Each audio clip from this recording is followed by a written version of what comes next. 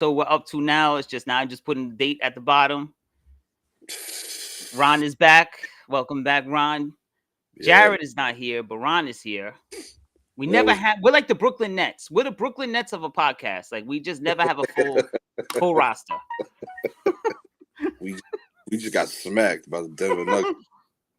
You know what's crazy? I didn't want to touch that game, so I put money line. I should have just took the spread because I didn't realize Denver was gonna blow them out by like 30. Because They the didn't Nets play were hard. winning. They didn't play hard. No, oh Harden didn't play. Nah. Oh, so it's just Kyrie. Yeah, basically, Kyrie and Blake went off today for some reason. That He did shit. some work, but listen, man, the team isn't. It's good. It's just the role players are just the role players. They're not gonna step up any more than what they're capable of doing. So we need all our stars back, and we need them full time, and we need them invested, and forces have to stop working against them. Outside forces. Mm-hmm. I mean, like the media and things like that, creating that Harden wants to leave because I don't hear that. You I don't heard you don't you don't see how he answered the questions though? Like very he answered like Jared. He was like, it's I all think right. I think he's frustrated. Who's not? Who wouldn't be? You're losing. You're not supposed to be losing. You're He not don't playing to seem the like a New best. York You're guy. not playing to the best of your ability. Go move to Jersey then. Yeah. That all go like up to Yonkers or some shit like Yeah, that. If get a you're not crib like in a city Connecticut, guy. man. You could. Yeah, There's you have a lot of alternatives. It's not it's like true. you don't have to live in Brooklyn. You know what I'm saying? But I mean, if he doesn't want to be here, then don't be here. And you don't want him on the team anyway, so it's a win-win for you. Uh, what was that thing I shared yesterday? What the dude said? He was like, when Yeah, like both players were hurt, Kevin Durant didn't say nothing. and Durant Almost, carried them on his back. yeah, you know what I'm saying. He almost beat the Bucks by himself. So And then you got these two. You like he said you want to play with someone like KD because you have a great chance of winning. yeah, But he came in out of shape, and Kyrie just has personal reasons. You know, I can't kill him for that. He has his own yeah. beliefs or whatever. And they kind But of knew that, he's balling though. yeah, he is. He When he is. plays, he's balling. Like he's Yeah, out. I give him Here. that. Yup. He's doing No, it he's playing. nasty. He's killing them, no doubt. You know, but So I right don't. now, Harden, It's, man, I don't know what happened to him because I told you my dad called me like a couple days ago, and he was all tight. Yeah, he's like fucking James Harden's a bum, man. I said why? He's like, nah, I just needed him to get like 20 points. He got 4 points. I said, I oh, don't think. I don't think like he's like. It's hard to say, man. I don't want to say he's not a winner. I don't want to say he's not a competitor, but he's not playing like a competitor. He doesn't play like he has some type of urgency, like to his legacy, and that's bad. Like at least LeBron, you know what I'm saying? Like LeBron doesn't get it done all the time, but at least he competes and he tries and he puts up the numbers. Like it makes it look the numbers look like he's trying. right. And I don't like players that are complacent. Like they just like I'm just gonna chip in. You know what I mean? Like whatever I'm chipping in, and that's that. You know. And so I feel like Harden doesn't play like that, and I think that's why Chris Paul had an issue with him. Um, I mean Russell Westbrook. I just feel like they were just the two of the same, so they didn't like each other when it came No, down to it. I they don't was know having. where Harden. To be honest with you, and like I was thinking about it the other day, I don't even know where Harden would even fit in at with the type of game that he has. He has like a Magic Johnson game He does, but I'm saying like as far as like his demeanor, where he because he would don't fit in. show nothing on the court, right? He don't show like passion, or he's not like Well, you have to he don't think act about it. crazy either. You can't you can't put him in different systems because he doesn't play defense consistently. So it's like Yeah. where can he go play? You know, you know what I would say? What? Trade him for Jason Tatum. Send him to Boston. I don't think Boston does that trade. Would you? They You and won't. them? I would. I will trade him for Ben You Simmons. gotta do Tatum a favor. You gotta do Tatum or Jaylen Brown a favor, because you know what I mean. They're not gonna win in Boston. It's not happening. Sorry, Todd. I know you're a Celtics fan, and I've always had an appreciation for Boston as a team and an organization for the longest time. But like with Oh, historical, yeah. the way the team is set up now, I just don't. I see them getting the playoffs consistently, but they're not gonna win anything. Nah, they're not a finals team. They're a No. playoff team. So I think if you send Harden, I think Harden would be in a better position if they were trade him up for Jaylen Brown straight up, or maybe like a pick or two or something. I'd like See, that. I would like that too. I think. How about I for just don't think Ben Simmons is a good idea. I never thought it was like no? You everybody's don't like, think? yo, it's a great idea. No, because I mean the defense, yeah, he'll play defense, but like, what are you gonna do? How are you gonna how My man Corey's already getting at me in the text. That was him. about He's a what? huge Lakers head. So he's texting my phone saying, "How can I say Harden plays like Magic Johnson?" What I mean by that is he's an all Statistically around they thing, do. They play right? together. They play the same. They play the They don't same. have the same demeanor, but like they have the same they have the same floor, floor game. Yeah, Same same skill floor set. game, Yeah. right? Because they did it all. Yeah. That's what I meant. I'm not Yeah. comparing them, like, you know what I mean? Because he's a big Laker head. He was like, how you would say that? No, nah, they're not the Queensbridge. He from Queensbridge, so he be oh acting where? funny. He be Oh, acting funny sometimes. yeah, man. But I love you, Corey. But But yeah, nah, yeah. I mean, I just Ben Simmons is he's not gonna replace the points that James Harden chips in. Even though James Harden chips in, like I feel like he's at like 50% as far as scoring, what he's capable of doing. And it's not, and I don't want to sit here and say, because he can sit there and say like, I'm doing this or whatever, I'm holding it back. No, you're shooting the shots. They're not falling. Your 3-pointers aren't falling. You're shooting erroneous shots into the lane. Like you know what I mean? It's not because you're holding back or anything. Like you're shooting less. You're shooting the same. You're just shooting very poorly. You're getting bad shots. You're putting up bad shots. right. So you know, but like Ben Simmons, I don't think it would be a good replacement. He I said just they trash without KD, and Kyrie can't be a part-time. Corey, I'm seeing you. I seen everything now. I went on Facebook because he was commenting last time, and I wasn't reading the things. So well, I'm reading him now. the team isn't trash. He It's says not they're trash, trash. and Kyrie can't be a part-time player. I think they can be a part. He can be a part-time player. You think The that works problem in is the playoffs, though? the problem is, if listen, if they were to go and not have home court throughout the playoffs, they'd win still. If you have Kyrie playing away Right. games, they'll win. Yeah. They'll win. The problem is James Harden. The problem is James Harden, and the problem is the consistency from the role players. You need Joe Harris back. That's what people forget. Like Joe Harris is the guy that connects everything together. He's not like the glue guy, but he does connect everything together as far as spreading the floor. So you have Joe Harris come back, you have Kevin Durant come back, and you know what I'm saying. You have Kyrie on some part-time basis thing, and I think they'll be fine.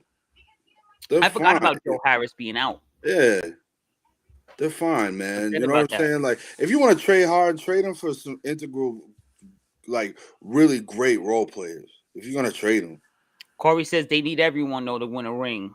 nah, Harden nah. wants a ring. That's why he's leaving. Who? What? Harden wants a ring. That's why he's leaving. But the Nets need everyone to win. No, hard. No, no, no. Hard. Here's the thing. Harden needs other people to win a ring. That's the difference. You don't think he could win one on his own? No, and he doesn't. He's not a competitor enough. He's not competitive enough. He's not. He's never been competitive enough.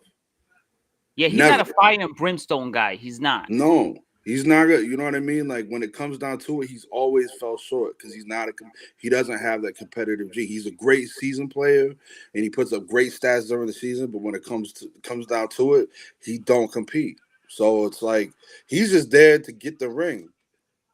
That's So you all think it is. he's just along for the ride?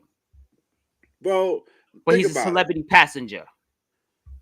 Look at the work that Kyrie and KD put in together compared to what KD and James Harden puts together. It's a different ball game It's when Kyrie's on different. the floor. Yup, It's it is. different. It's the team is way more cohesive. You know what I mean? They don't really. I to be honest with you, I don't even think they ever really needed James Harden. I think it was. I understand why they did it. Why who wouldn't do it? It's a no brainer at the time, but they didn't need him. They might not even They need could a have. big They could have. three. They good Listen, with if he would have two. never got hurt, if Kyrie would have never got hurt, they would have beat the Bucks. Yeah, They was beating the brakes off of they them. were. They were. I have to admit that too. I have to admit that. You They know, were. so I mean, the team's not trash. The team isn't trash. The team. I feel like the problem is Steve Nash is. We're like halfway through a season, and Steve Nash is still trying to find rotations. Yeah, And, him like, as a coach, right? Is not and that's really. something else we got to talk about, and that's something Yeah, else that needs to be brought up. Where it's like maybe this guy is not the not guy. right. I didn't think he was a guy when they hired him. I didn't think he I was a didn't think guy. so either. Right? Because He's a good, because I great felt player, Hall of because I Famer. felt last year I felt like that was D'Antoni's team. Yes, me too. Me You too. know, that's all it was. So I don't know, man. We'll be. I think they're gonna figure it out in some way, shape, or form. They'll figure it out by the end of the year. I guess they said they're not gonna trade Harden. Steve Nash said today it's not. That's not happening. Can they trade him? Because yeah, I think he might be the problem. It might be Steve Nash. It Yeah. could be Steve Nash, man. He might be the issue there. Cause I don't look Well, at I him like mean, if you watch it, if you watch a game, like the rotations are terrible. yeah, the rotation's Like terrible. he's putting like different people out, and I'm just like, what is this? You know what I'm saying? Like, why? How does this make sense? Like, you know what I mean? Like, I just don't understand what he's doing half the time, and like he's pulling rotations so fast that players can't catch a rhythm. So No, they're not catching a rhythm, and then they fall back early. And when they fall back early, you have these guys, you have your stars putting in their max to stay in the game or come back and win it, either win at the game or lose close ones. And it's like we can't, you know what I mean? We're 6 months, not 6 months in, but we're like 4 or 5 months in. Come on, bro. You know what I'm saying? Like now we gotta figure it out. who did they have? They had their choice of coach candidates too, right? It wasn't just they You had had a Mark Jackson, you had ooh D'Antoni. ooh. Um, D'Antoni would be good with this team too as a head coach. yeah. He would have great. He would have been great with Harden and Kyrie and KD. Um, I Ty don't Lue, remember. was he available?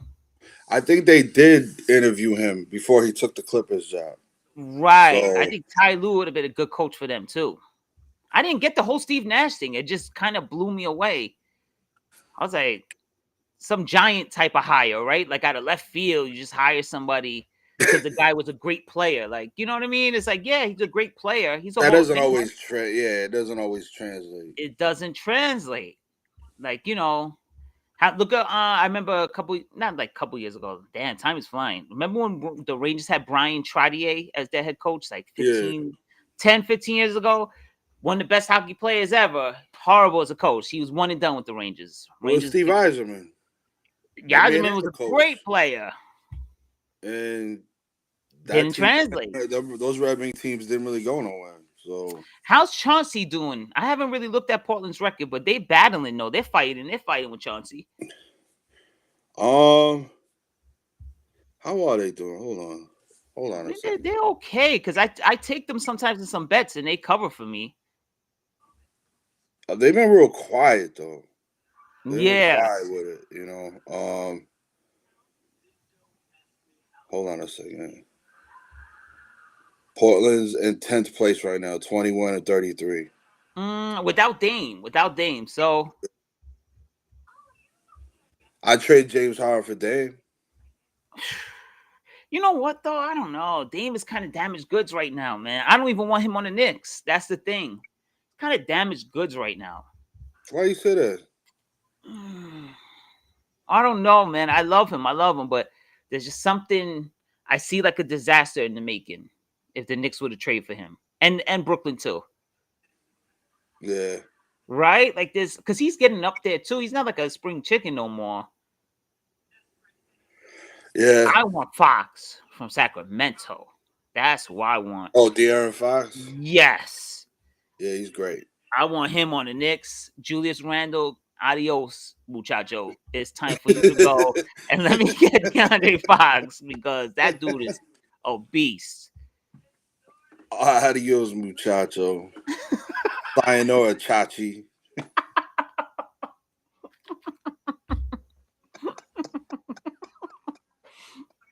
I gotta mix up, mix up some humor in there. But you know what though? The Knicks battle last night, man. I can't believe he asked for a trade. Like, bro, you're the problem. Why are you He's the asking for a problem. trade? He unfollowed the Knicks on Instagram and all this crazy shit. The dude See, turned that into a this, psychopath. but now you see, I told you this, right? Julius Yep. Randle's not the guy, Not man. the I guy. told you this. I bought into it, and he wasn't the guy. No, never. He was never He was the the guy guy. last night, though. He was the guy last night. No, he could, bro. He's gonna have his days. He's gonna be. He's a great player, but like He is. he's not that guy. You need. That's what the Knicks need is that guy. I hate Kimba the was fans. Kimba was never gonna be that guy. You know what I No, mean? Fournier is not that guy. Yeah. I hate the How's fans Cam saying Reddish doing? RJ's the guy. He ain't the guy.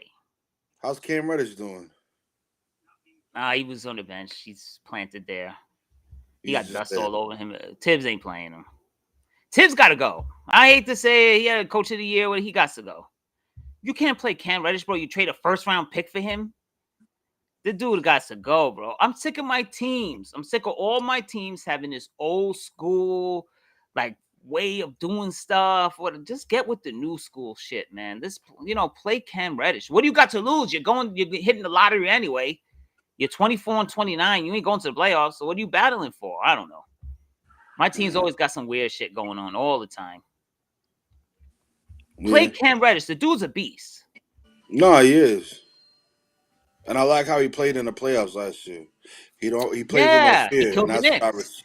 that's what I respect. He plays with no fear. So yeah, mix him in with RJ. He's a big dude. He's fast. He's athletic. What do you got to lose at this point? Like, come on, but you're playing Burks 45 minutes a night, and the guy's hitting nothing but air, and it's ridiculous, yo. It's sick. I like Alec Burks, but he's good to come off the bench 15 minutes, and he lights it up. He could come on the bench and just light it up. Alec Burks is a good player, but not in the starting role. He shouldn't be playing 40 minutes. Put Cam Reddish into the starting lineup and put Fournier on the bench and watch stuff change for them. Have him come off the bench, lighten it up, and you got Quickly, Fournier, you Toppin, have those guys come off the bench, and but Tibbs is so old school. He goes with the same lineup every day. It's not working. These guys play no defense at all. Nerlens Noel was good in 1999. In this modern day NBA, he's sort of like just standing there. Like, you know what I mean? He's what just about like Mitch Robinson? statue. How's he doing? To be honest, remember I brought up to you like 3 episodes ago? I said my theory is Mitchell Robinson is the problem. Remember I told you that? Yeah. They were talking about that on Michael K. Someone brought that up about Mitchell Robinson being an issue. I said, oh shit, I said that 3 weeks ago. I said that's been an issue for the Knicks. Is Mitchell? They said when Randall and them play with Noel, everything goes smooth. What Mitchell Robinson's in there is clogging up too much space, and it takes away from Randall. So maybe not even Randall's problem. It might be Mitchell. I blame him for what's happening right now. I don't know. My boy Carrie's watching the show. Happy birthday, happy belated, Carrie. My man. Yesterday. What's up, Carrie? Happy belated, Carrie. You crazy, bro. That dude's crazy. But we love you. We love you, Carrie. You crazy. He texted me this morning. I'm like, man. Yeah, he on some different shit. That's my guy, though. I fuck with him heavy. Oh, he hit you up this morning? Yeah, he hit me up, man. I just looked at my phone like this. You knew it already. You were just like, oh shit. I gotta look at my phone like this nigga's crazy. Carry me off the chain, yo. But like, it's entertaining though. Like, I'm not even mad at it. Like, you know what I'm saying? I'm just like, nah, Carrie, he's a good dude. That guy got a heart of gold, man. No, yeah, that's my guy. We Mm-hmm. gotta get up again and go to the Yeah, bar. we have to. That We shit got was to connect fun. again. Yeah, that dude He's a good You know the thing about Kerry, man, he's a good energy. You know what I mean? Like he's a positive. good energy to have around you. So it's like he's got a great heart. He's a good dude, you Yup. know. There's not, you know what I mean? There's no like rah rah shit with him. He's just cool. He Nah. just chill. And it ain't no like side you looking through the corner of your eye with him and you got to be suspicious. Nah, Nothing. That dude, what you see is what you get. nah, fuck with him. He keeps it a buck My all the guy. time. That's our guy right there. We love Carrie. So happy Yeah. belated to our man Carrie. Happy belated birthday, brother. That's our dude right there. Hopefully we can see you soon. So Yeah, hopefully we could link up soon. I was supposed to link up with him on the PlayStation. You got Dying Light? You ever played Dying Light? bro, I haven't turned my PlayStation on in like 4 months. Okay. We were supposed to If link not up on longer there. than that, man. I'm on I'm on PS5 time. I'm like my man at work, he's like, yo, I got you. When you're ready, holla at me. I got a PS5 for you. I'm like, all right, bet. Let me get my shit together. Let me get some bills together. You know what I We'll mean? buy something nice for my wife, and then I'll buy a PS5 for myself. On PS5 right here, right here. Yeah, don't be rubbing it in my face. Now This is let's go. you realize this is the longest I've ever been without buying a new system that's been out. Well, they're hard to get to. I mean, that's another thing. But you know what though? I will go Xbox. Really? Yeah, for now. No, Don't tell me that. I don't because want look, to. they're acquiring everyone. They Xbox is buying all the gaming studios. So Call of Duty in 2 years is going to be exclusive to Xbox. Really? Yeah. Mm-hmm. Yep. That's not even fair. Isn't that monopolizing? I mean, isn't that what a monopoly is? Yo, like just You kind of just bogart the whole scene. yeah, like what's with the competition? Just They there's no. bought everyone. I don't like. That's why I don't like soccer games because there's two games and they'll Yeah. sit there and battle back and forth and they'll like license like teams. So like you get one game and you don't have either one of the games. They don't have all the teams because one's licensed. Mm, One team is licensed to this game and another team is licensed to this game, and you're just like, oh, what's going on? Like I right. don't buy the game to have like fake jerseys and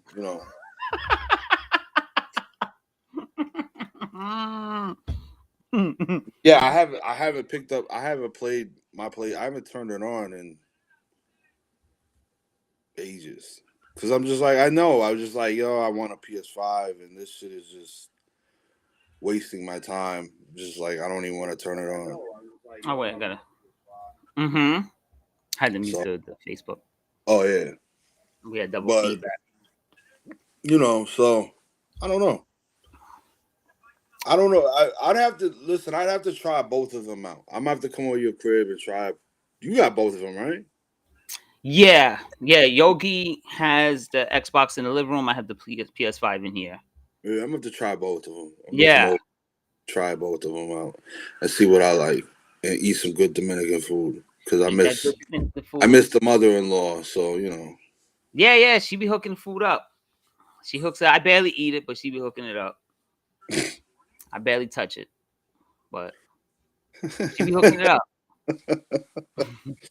Too much veggie stuff, too much green stuff all over the place. And there's mad Dominicans at my job, and all of them are always like, "You need to learn how to speak Spanish." My boss, he's like, "Papito, you need to learn to speak Spanish." I'm just like, "Yo, chill out, man. I'll get to it." they always say that. They be crazy.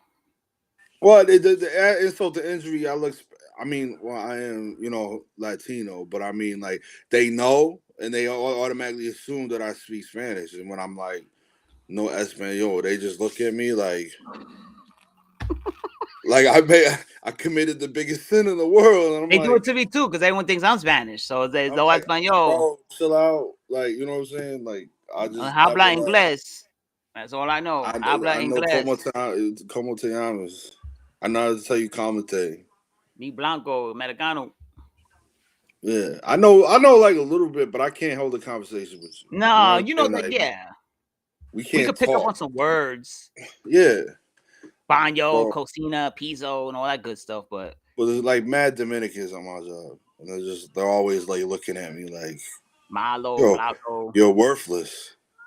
You don't Yeah. speak Oh, they Spanish. try to You're worthless." assume you're lying and you're too good to speak Spanish. That's how some of them assume. They think Well, that we think I tell them the truth right off the bat. Like, listen, like my mom was adopted for one, and you know what I'm saying. Like, so I wasn't really raised around people that spoke Spanish like that. So I never right. really learned. So that's what that is. You know what I mean? Like, so. Now, there's some speaking of Spanish, there's something I want to bring up, right? This has been What's up? driving me crazy, but I don't know like how people look at it. So everyone's calling Brian Flores African American, but he's Honduran. So how does that work? Are they messing up, or am I missing something there? No, my boy Adriani. He's Panamanian Honduran, and he's black as shit. But he's not African American. No, he's African. Well, I mean, I don't. I'd have to ask my man A Yeah, what because he I don't want to make a considers himself. statement about that, but they without fully knowing, because I could see some people say, well, I'm Honduran, but it's connected to Africa. I don't know. Yeah. But they keep calling Brian Flores African American, and he's Honduran. So I'm like, are they messing that up? Are they not doing their In a way, homework? is African American. I mean, he's black. He's got African roots with some Spanish. You know what I mean? With some So they're Spanish. getting technical. Then you could technically say Yeah, he's he's black. It's like Colombia. You know how in Colombia they got black Colombians and they got white Colombians. Same thing with like Cuba or Dominican Republic. right, right, You know what I mean? Like, look at Udalka's mom. She's black. black. Yeah, She's lighter. You know what I mean? She's light skinned. She's like me, but like yeah, she's she's like black. you. Yeah, yeah, You know? So whereas Udalka is in between. yeah. You know what I mean? Like the kids are more white. The kids are more white. Well, Look at my kids. I feel like Gia Carlos is a lot more whiter than you can tell. Like Jeannie's got like the kinky hair and shit. Yeah, yeah, yeah. She got the Gia Carlos got the curly, wavy, light. He's light transparent. hair. Yeah. So it's just wool, like Jesus it's Christ. It's the same shit everywhere, man. Like you have white people and black people. It's just they speak Spanish in those countries. So now, do you think the Giants were wrong? Because they're killing the Giants. Stephen A. is saying the Giants are racist. Joey Taylor says the Giants are being sassy, and that they have 100 years of history that proves against them, and everyone's calling them racist. This and Eli Manning's getting killed because Eli Manning defended the Giants, and then Derek Ward, one of my favorite Giants, came out and said the problem with the Giants is that Bill Belichick is secretly running the organization, and that's the problem with them, and that ever since he was with the Giants, that Bill Belichick's fingerprints are in the front office, that whatever he says, they do, even though he's coaching the Patriots. Wow. That was, and Derek Ward said that he was with a girl, that Bill Belichick was dating a girl in the Giants front office. And that's from that point on, he's been running the organization behind the scenes, which is just strange. I feel like this. If they didn't have the legacy that he has in New England, I'd honestly fully believe he'd be in New York right now. Oh, no doubt, because he always says how much he loves the Giants. You remember they was talking about that a few years ago when Tom Brady left, and they were talking about him taking the job. And they said there was a big chance of that too. Remember, they were like, "Don't be shocked." But he never said no. He never said. They said if the Giants call, he will pick up. I just don't think he wants to deal with a rebuilding team at this stage. I think but he's rebuilding right now. Yeah, but they're a little further ahead of the curve though than the Giants. Well, defensive wise, yeah. Because their quarterback, I think I'll take Daniel Jones over Mac Jones. That's just me. Yeah, Daniel Jones has more talent than him. I wouldn't say there's a difference between being racist and like how do I want to word it? The best way I could say it is Chris Rock said it best, right? About like the Oscars. Remember when he hosted the Oscars and he was saying like it's not like it's racist, but it's not racist like we don't fuck with them. It's racist by like how you build your infrastructure. And I think the way the Giants built their infrastructure over all these years and all this time, and the traditions and the you know the legacy that's been made, I think they just naturally go a certain direction. And on paper it might look racist, but I don't think it's like they're blatantly like ostracizing black people. Like you're not part of the, you know, you're not part of the tribe. No, Jerry Reese won 2 Super Bowls with them as a GM. Forgot about that, Jerry Reese. Yeah, And Stephen A. Oh, I know about Jerry I Reese. feel like this is what the Giants are, right? Where it's like the Jets are like Section 8. They're the projects. Yeah. And the Giants are like Tribeca. Right. I You have to have agree the with suit. that. You have to have the suit and tie. You have to be clean cut. You know what I'm saying? They're the Yankees of they're the New Yes. York Yankees of like football. You That's know what the I'm thing. saying? They are the Yankees of football. You know what I mean? Where it's like you have to have a certain type of like regale, or you know what I'm saying? You have to have like a cult. There's a culture there. Yeah, you have to be of a certain cut. You know what I mean? Like you can't just be anybody and come here. Like Pete Carroll wouldn't have blended well with the Giants. Like the way he operates, No. that would have never worked. It'll never work with the Giants. They just don't do that. A lot of these coaches it wouldn't work with. No, that's true. The Giants have like that old school. They just have look at like Tom Coughlin. You see how Coughlin was, where like people were like players buttoned up. You know what I mean? Like certain players were like, "Yo, we're getting fined for coming in like a minute late." You know? Yeah. But, like, you know what I'm saying? Like he ran his ship tight. So it's like I feel like that's what the Giants do. So it's like when you come you know, you get approached by the Giants or you want to be a part of the Giants like organization, like you have to be on your A game. That shit's Top Gun over there. It's not, like I said, the Jets. That I hate shitting on the Jets, but I mean the Jets is just regular blue collar, like you know what I'm saying. That Section 8 project. You know what I'm saying? Like you know what I mean? Out of borough neighborhood type team. Right, they're on the outskirts. Where the Giants is like Manhattan. Everything's pristine. Everything is clean. Everything is like you know what I mean? Like everything. They don't like to have the chaos at all. Like you see what they, you know, with Plaxico and like you see what old boy. He was gone right away. Plaxico, they cut his ass right away. Who was the old boy that Janoris Jenkins then somebody die and like on his like property or something? He killed his brother's friend. There was a dead body in his basement. What was that, the kicker a couple years ago when he? Oh, what's his name? The one who beat his wife. Yeah, you know what I'm saying? He was a good kicker. I forget his name. And they got rid of him quick. They was like, right away. Done. I forget. And you know what? He was a nice guy, that kicker too, until it came out he was beating his wife. Let me see. His name is right there. Say right now, Josh Brown. Josh Brown, that's what it was. Yeah. He was a good kicker. First of all, he was clipped him. His wife too. Yeah, they clipped him. Like, nope. So that's that. I feel like when you run a ship like that and you have a certain panache, right, and you have a certain way of doing things, a lot of things fall to the wayside, and it could look racist. It really could on paper. Dave Gettleman was like that. That's why we got Pat Shurmur. Yeah. That's why we went with Joe Judge. They have that no nonsense type. Right. Well, even Dave Gettleman.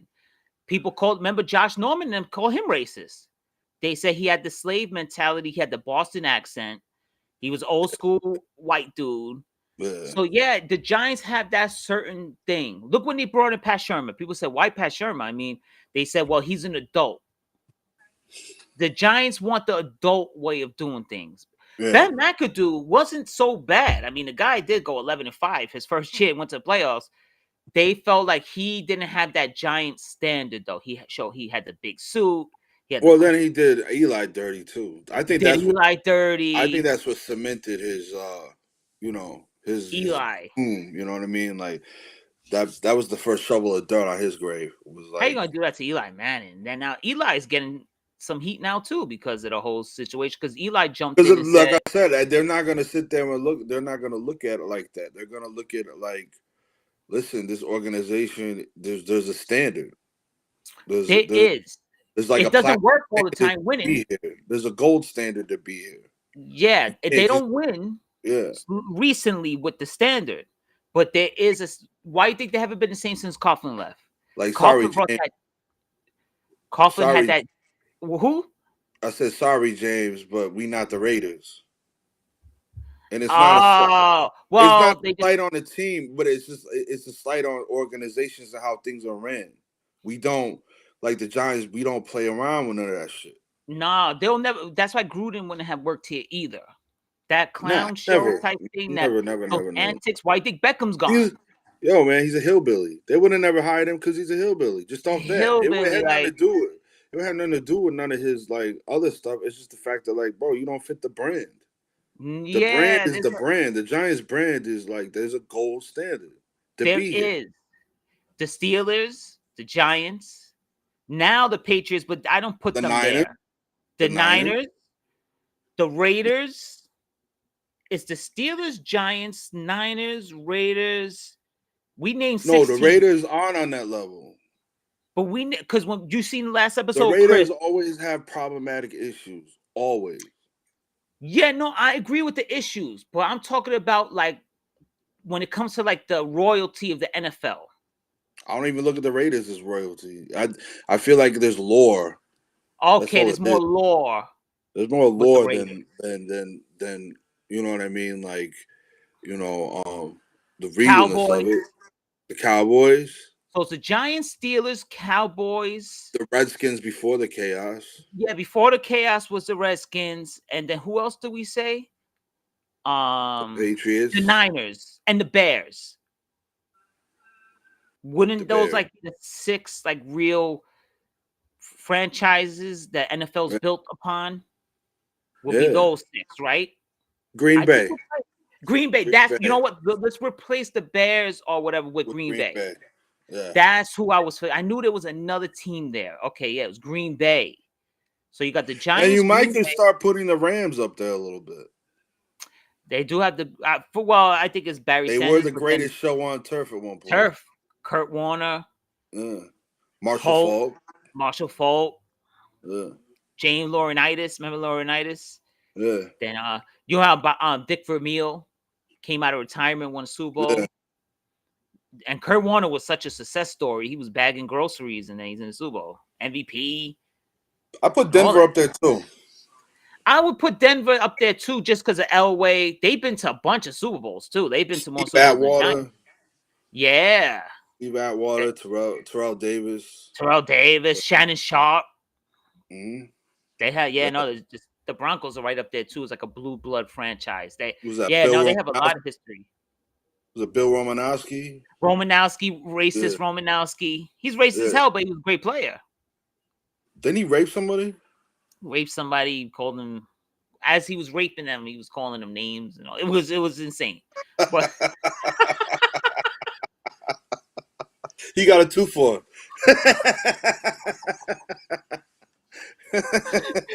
He went to 2-for-1 special. Oh shit!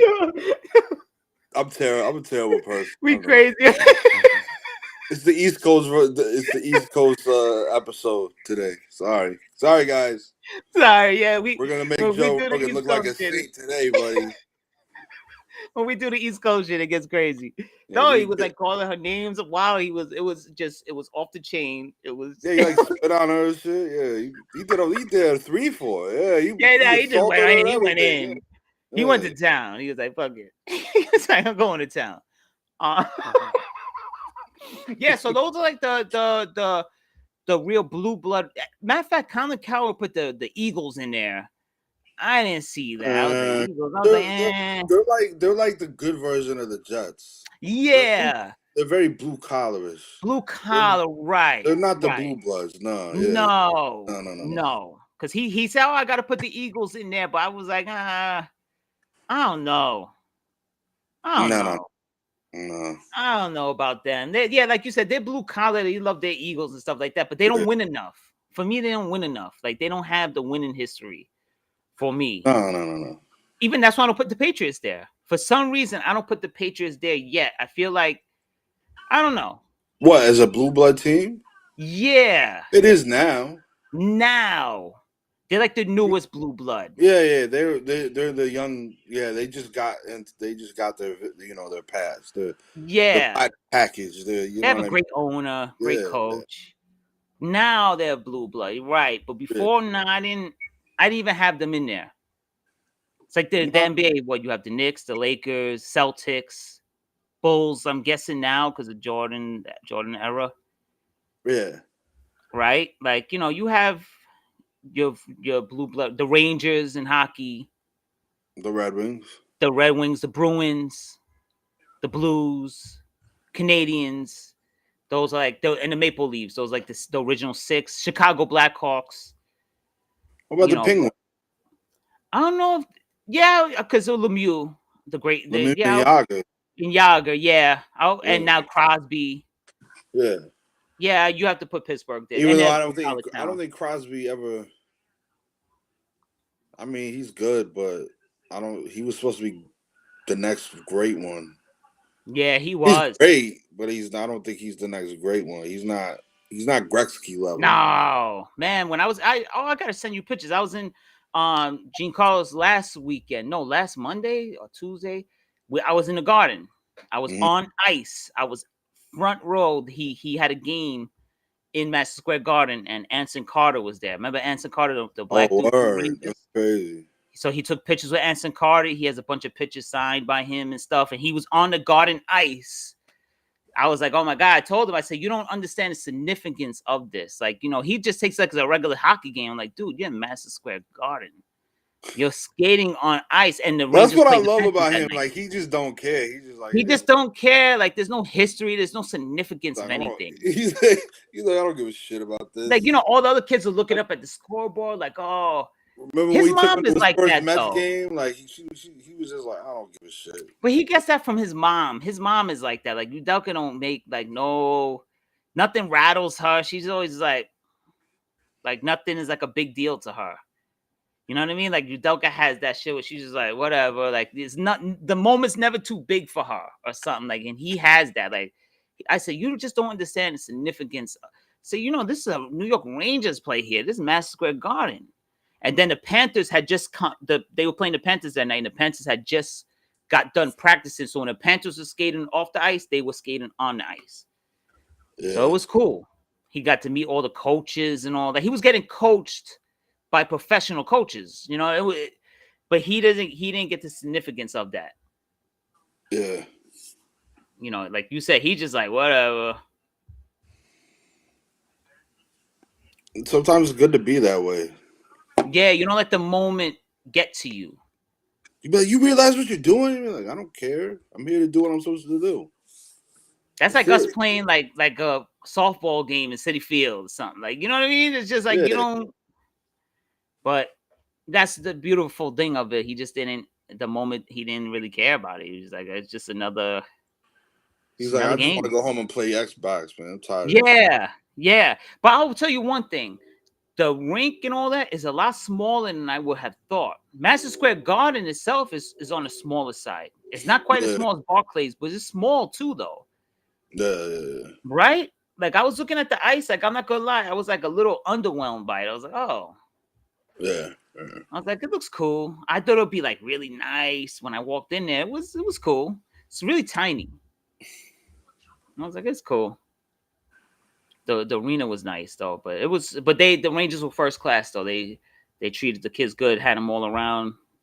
Tours. I seen Gretzky's jerseys, Messier's jerseys sitting there. And I see John Starks. I seen John Starks, his whole warm-up suit and his jersey from the game he dunked over Jordan. Yeah. That's standing right there. Yeah, they have it in a big frame there. His original suit and everything from that game. I was like, oh my God, the history. So I was like overwhelmed. I was like, yo, so much history here. And Jigga was like, oh, all right, going home. So what do you think about Brian Flores? You think his case has legs? It has legs, but I feel not because I'm a Giants fan. Because the Giants, you see, they laid out the whole itinerary. Everything he did, the Giants had it. 8:05, he entered the facility. He was there for like 12 hours or something. Meetings, eating lunch. John Mara himself said, "I'm gonna bring you home." What happened was, and look, if you add, it connects the dots. Joe Shane. So before they bring Joe Shane in, Mara calls Brian Flores personally and says, "I'm gonna bring you home. I want you as our coach." Yeah. Joe Shane, at that point, is running the Bills. They fire Brian Flores for being hard to deal with, right? He's a trouble. He's hard to work with. The guy that he was having problems with, Flores was having problems with, is Greer. Greer and Shane are best friends from their time with the Dolphins because Shane came from the Dolphins with Bill Parcells. Yeah. Shane then gets hired by the Giants. He's now the media is on John Mara's ass like, we don't want you doing the hiring. Have your GM do it. He puts it all in the GM's hands. Joe Shane is best friends with the guy that Brian Flores is having problems with.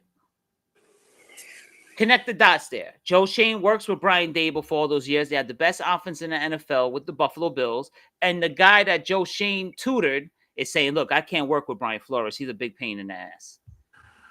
It added up. It's not nothing. I feel like if they didn't hire Joe Shane from Buffalo, Brian Flores would be the coach right now.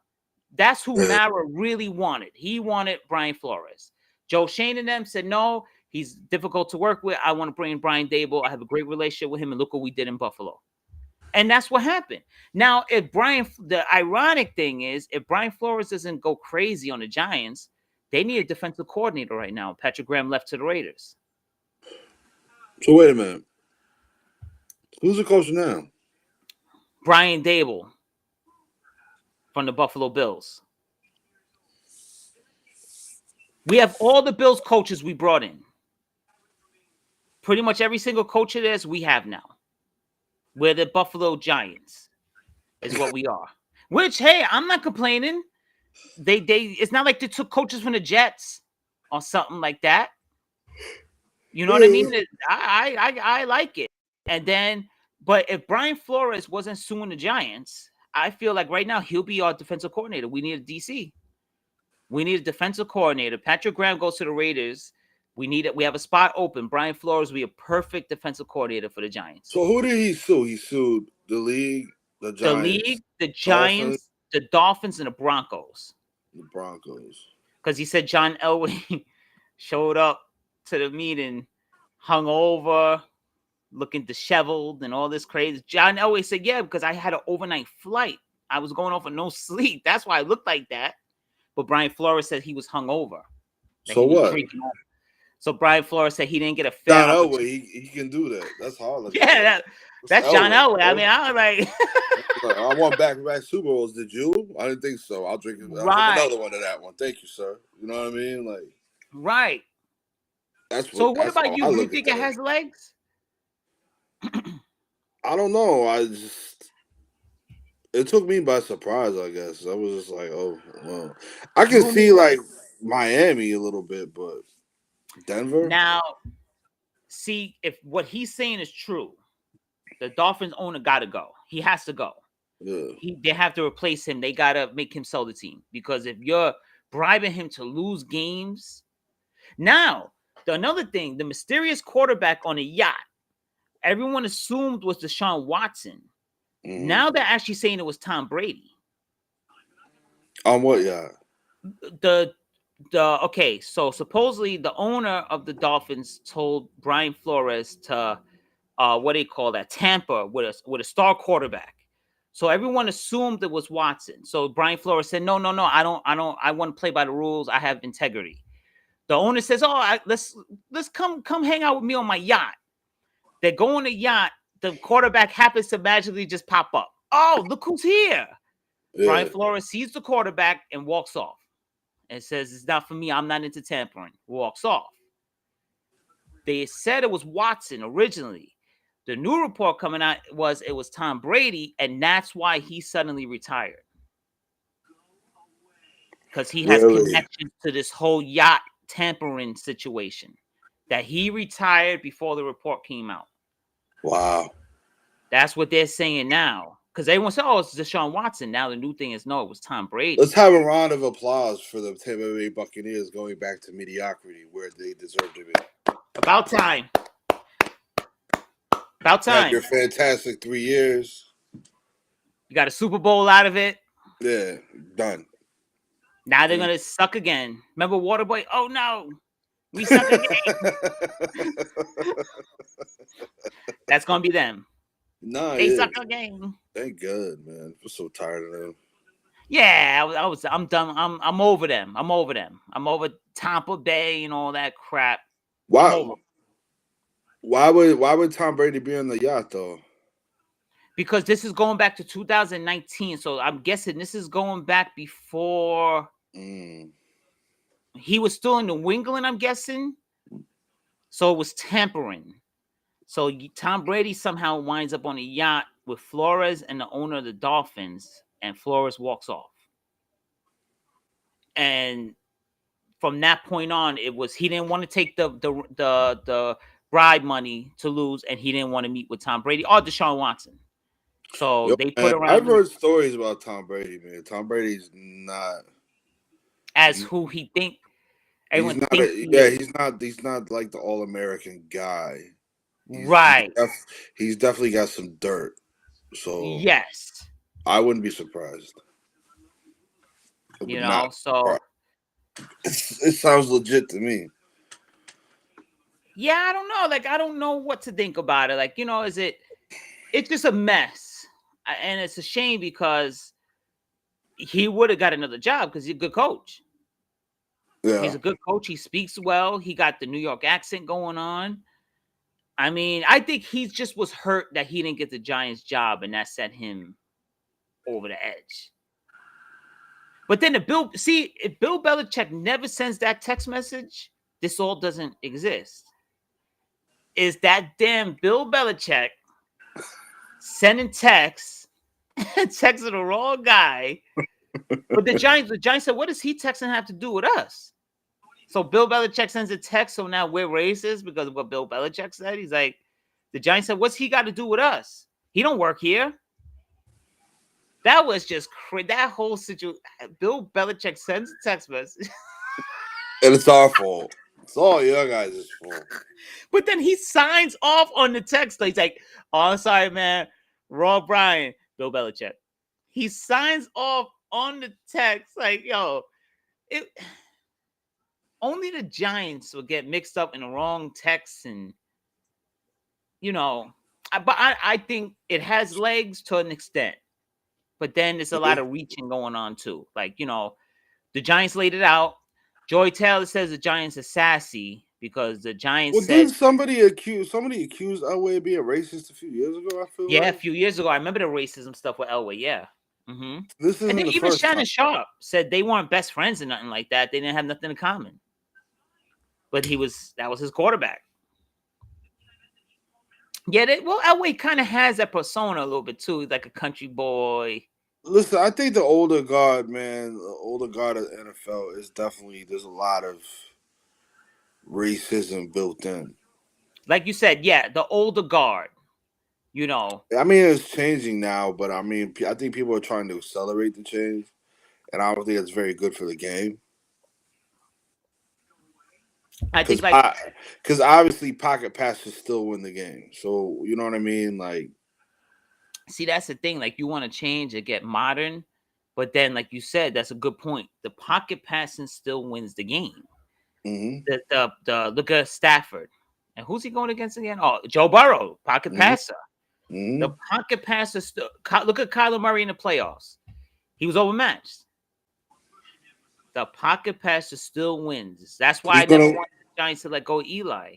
Who you got this next week? Oh man, I'm torn because you know what? I'm starting to have that Joe Burrow syndrome where like this guy could do it all. Listen, gotta ride with Odell, bro. You had to tell Jared you was getting an Odell jersey. I'm still am. Why? Because I'm a fan. But bro. on Odell Giants jersey? I'll buy all three. I don't care. Brown jersey too, Odell? Bro. Isn't me on the Browns jerseys and stuff kind of fire? And Like, listen, Stafford. Listen, everybody's like on the Joe Burrow wave. Don't forget, Stafford's a real guy, man. see, I love His Stafford. wife I had love a him as a tumor, person. bro, and he was playing football, slinging that shit around Yeah, hell yeah. while dealing with his wife having a tumor that could have been extremely fatal. Yup. Everyone wants to talk about how cool Joe Burrow is, but Stafford is a man's man to me. I don't care. Yeah, he's tough. That dude's a tough dude, man. And he was in Detroit still slinging it. No help, just him and Calvin Johnson. And Just Jared should appreciate it anyways, because that's Kershaw's best friend. They grew up together. Remember? yeah. He don't appreciate that, bro. Jared is heartbroken right now. Why? Man, they weren't gonna win with Jimmy G, man. You It was don't think so? You don't think Jimmy had a never chance? gonna No. happen. No, it was never gonna happen. Never. And it's You not know, the Niners is a good team, but they need a good quarterback. They need yeah. somebody that knows how to sling that shit. And the Jimmy G is not that guy. He Remember, he never went on a was rant that with guy. me. Remember, he ranted on me for Who saying did? Jimmy G wasn't the guy. Jared, remember, I wrote Jimmy G's not that guy. Then they came back. I forget who they beat. He went on a huge thing like, "Oh, you see, guys double team me, Jimmy Stop. J." Stop. He's He's not that not. guy. He's not. Never been the guy. Never. Never. I don't even think Colin Kaepernick was that guy. I thought he was the guy. No, he's not better than Russell Wilson. Nah, Nope. nah, he's not. Not bad, not far away though. He was very good. He was great. Yes, But like he just wasn't. You know how like certain quarterbacks they got it. Like yes, even though Eli did a lot of crazy things during the season and had a lot of crazy like situations happen as far as like interception, he had like that quality in him. Like we're gonna get these wins when it mattered. yeah. You know what I mean? Like you Yes. just see it. You just like some guys just have it. I don't think Jimmy G has that. I never thought Colin Kaepernick had it, and I feel like that's the problem that they've had since Steve Young left the building. Yeah, because think about it. They really haven't had like, because Alex Smith was good, but he wasn't that Garcia guy. was good too, Yeah. Jeff but Garcia was good. you need to have that player that has like that thing. You know what I'm They're saying? missing a quarterback, like you said. That thing that you can't teach. You just The see. intangibles. You Joe can't Burrow teach it. has that. Yeah. Joe Burrow has stuff you I'm not gonna can't hate teach. on Joe Burrow. I'll never hate on him. No. I'm a Joe I hate Burrow on the follower right Bengals. now. I'm a believer, actually. I'm a believer in Joe Burrow at this moment. Listen, man, that'd be crazy if the Bengals win, but I don't think they're gonna win. It's a good story, but it kind of whacked the whole thing out a little bit, though, too. Like when I seen them beat the Chiefs, I was like, I don't know. It's kind of whack now. But No, it's intriguing too, though, I guess. Like, well, they deserve their time, man. The Bengals have been under Marv Lewis, like it was miserable for like 20 years. Well, he got to the playoffs all the time. He just couldn't Yeah, win but the he playoffs. never won nothing. He never won anything. So I don't know. I don't know who to go for because I'm not a big LA guy. I'm an East Coast dude all the way. It's not. If it comes down to that, I will go for the Bengals just because the Bengals I never like the win. players. I like Jalen Ramsey. I like Odell Beckham Jr. I like Odell. I like Stafford. I like Stafford. I like, you know what I'm I saying? like I Aaron like Donald. players. I like Cup. Cooper Kupp, Aaron Donald, Leonard Floyd. No, that team is stacked, man. Von Miller. Von, bro. People forget how dope Von Miller actually is. And look at people don't talk about enough right now. Eric Weddle. The dude is sitting out for 2 years. He comes back the last week of the season or whatever. Now look, he's in the Super Bowl, making plays, tackling. Yeah. That's incredible. You'll never see something like that.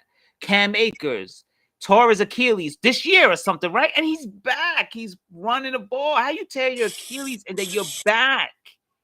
Bro. In like 9 months. Like, yo, bro, that shit is incredible, man. The Rams are gonna win. I think they are. Plus, they're home too. We forget about that. They're home. Good win. Odell looking good too, man. Odell's looking sharp. He looks happy. He's dancing again. He got that New York. He got that Giant vibe going. He does. Yeah. Because in Cleveland, you didn't see none of that. Because Stafford's 10 times better than Baker Mayfield. Yeah, no doubt. Like no Stafford, doubt. I listen. I think he's not better than Eli, but he's way more of a dynamic quarterback than Eli. He's more dynamic. As far as being taking the risk. Yep. Oh yeah, he's a risk taker. And you know what I'm saying? And spreading the ball around a little bit more and a little bit better than Eli. He's more box office than Eli. Yeah. Eli was that lunch pail guy. He grabbed his lunch. Yeah. Stafford he puts on a better show. Yeah. Right? He has a better display. Yeah. Sidearm in it and behind the back and he's spinning around. Yeah. He's a better show. Yeah. And you know what? If you put Stafford on those Giant teams, maybe they win the Super Bowls too with him. I don't know. But Eli just had that clutch shit going on where it's only, you know what I mean? Like no one makes that throw the man in him. Nobody. That throw was on the, I mean, he put that shit on the money. The greatest throw ever in postseason history is Eli Manning. He put that shit right on the money. Perfect. And then you got to give Manningham the credit too, because that was one hell of a catch. Perfect. Yo, they both. And then if you look at that play again, when he's catching the ball, Patrick Chung is coming from the side and he's about to crush him. Yeah. And he held on to that shit. Yo, he held on. Remember Tom Brady on the sideline just shaking his head like, here we go again. Remember that shit? He was like, here we go again. What did Eli tell Tom Brady when he was on the Monday night thing? What did he say to him? He was like, a couple of those Super Bowls. He's like, yeah, I remember those Super Bowls too. I remember those Super Bowls too. And then he said, I enjoyed them. He was like, we did great. We have a bunch of Super Bowls. I mean, there's a couple, that I like to forget. And he's like, I didn't forget those. And then on his retirement thing, he was like, thank you, Tom. Great career. Blah, blah, blah. You're the best ever.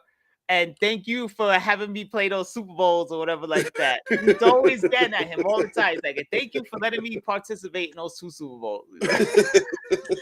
It's just a shame that the Eagles beat them, but it kind of killed it a little bit.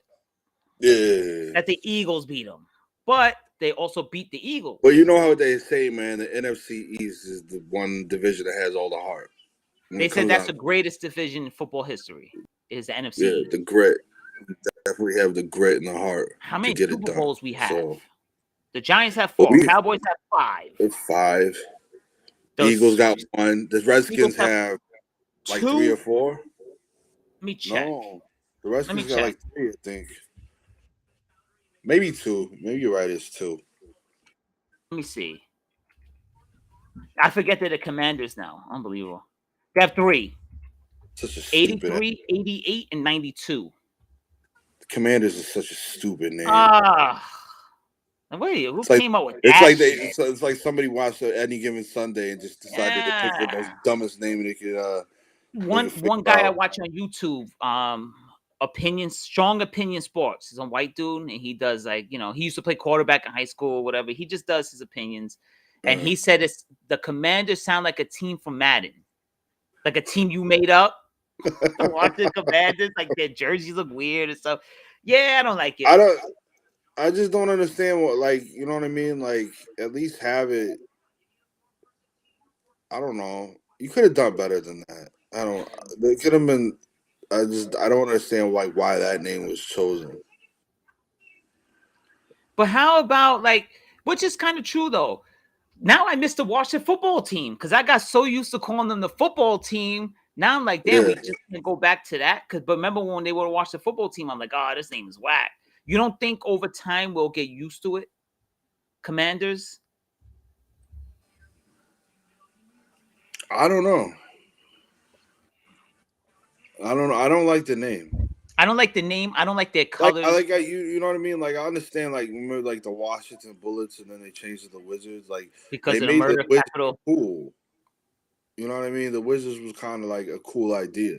Yeah, The Commanders is like what it's just generic. Like you it's so haven't. generic.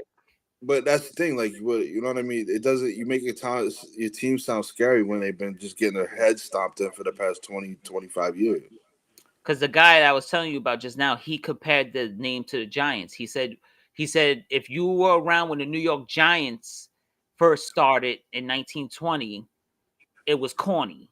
He said You know now it's the why? Giants. Like, Why was it corny though? it sounds generic. He said the Packers. He said when the Packers first started, you think someone knew who the Green Bay Packers, like, now it's something we're just so used to.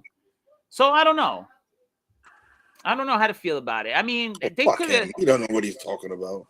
He's ex-quarterback. He thinks he knows the world or I whatever don't he know. does. Man, fuck that shit, man. The Giants sound cool.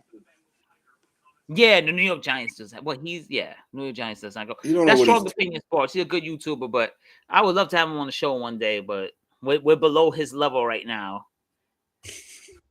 We're not up on. you know. We're not to par yet. No, yeah, we'll get there. We'll get there. We'll get there. Especially, all the people we offend on the New York shows. I mean, all of our offensive I be stuff pissing that people off every week, man. Apparently, so yeah, me too. I'm a monster or whatever. That's what ducks. I didn't even watch your last week's show. That's why I was like, yeah. Man, you know what? Chris White was good on the show. We want him back on. Chris, you missed that show, man. He was spitting a lot of knowledge. A lot of No, knowledge. you know what it is? Sometimes I feel like when I watch episodes of Milan, you guys make certain things and it makes me mad, so I just don't watch it when I'm not. I know it gets you upset. I know. I'll be like, oh, Ron thinks it's like, yo, really? I'm about to torch that ass in this group chat. Then all right. No, Chris White was talking a lot of Penn State football. Man, nobody cares. What? Nobody cares except you and him. That's it. Oh, that was a localized topic. That was just local. No one else really get. Oh, Steve Barrett was on the show. Did you know that Steve came on the show? No, I did not know that. Steve was on the show. Yeah, we brought him on. Steve was on. Talked a lot of Buffalo Bills. We were asking him questions about how he felt about that game in the 13 seconds. Asking him about the new GM for the Giants, the new coach of the Giants. So he was saying that we're in good hands. He said we're in excellent hands, that was the best thing the Giants did. I don't believe that shit for a second. You don't believe it? Why? You're not feeling the Buffalo tree? No? Why? Fuck them. Why? But look how good they were, though. How good were they? They had 13 seconds to go into the AFC Championship game. 13 seconds. Yeah, what does that matter? They should have squibbed it. Hey, man, a lot can happen in 13 seconds. He said they should have squibbed it, and I agree with him. They should have squib kicked that shit. Shoulda, coulda, woulda. Chris was talking about his that he came to New York a few times and he loved it. That he's planning to retire in Erie, Pennsylvania. Out of all places, that's where Koss is at. Big C. Wow. That's what he lives in Erie. So I was telling him about Koss living in Erie. My dad said I should have told Chris, like, Chris, look, you can't miss him. He's the only black guy in the whole town.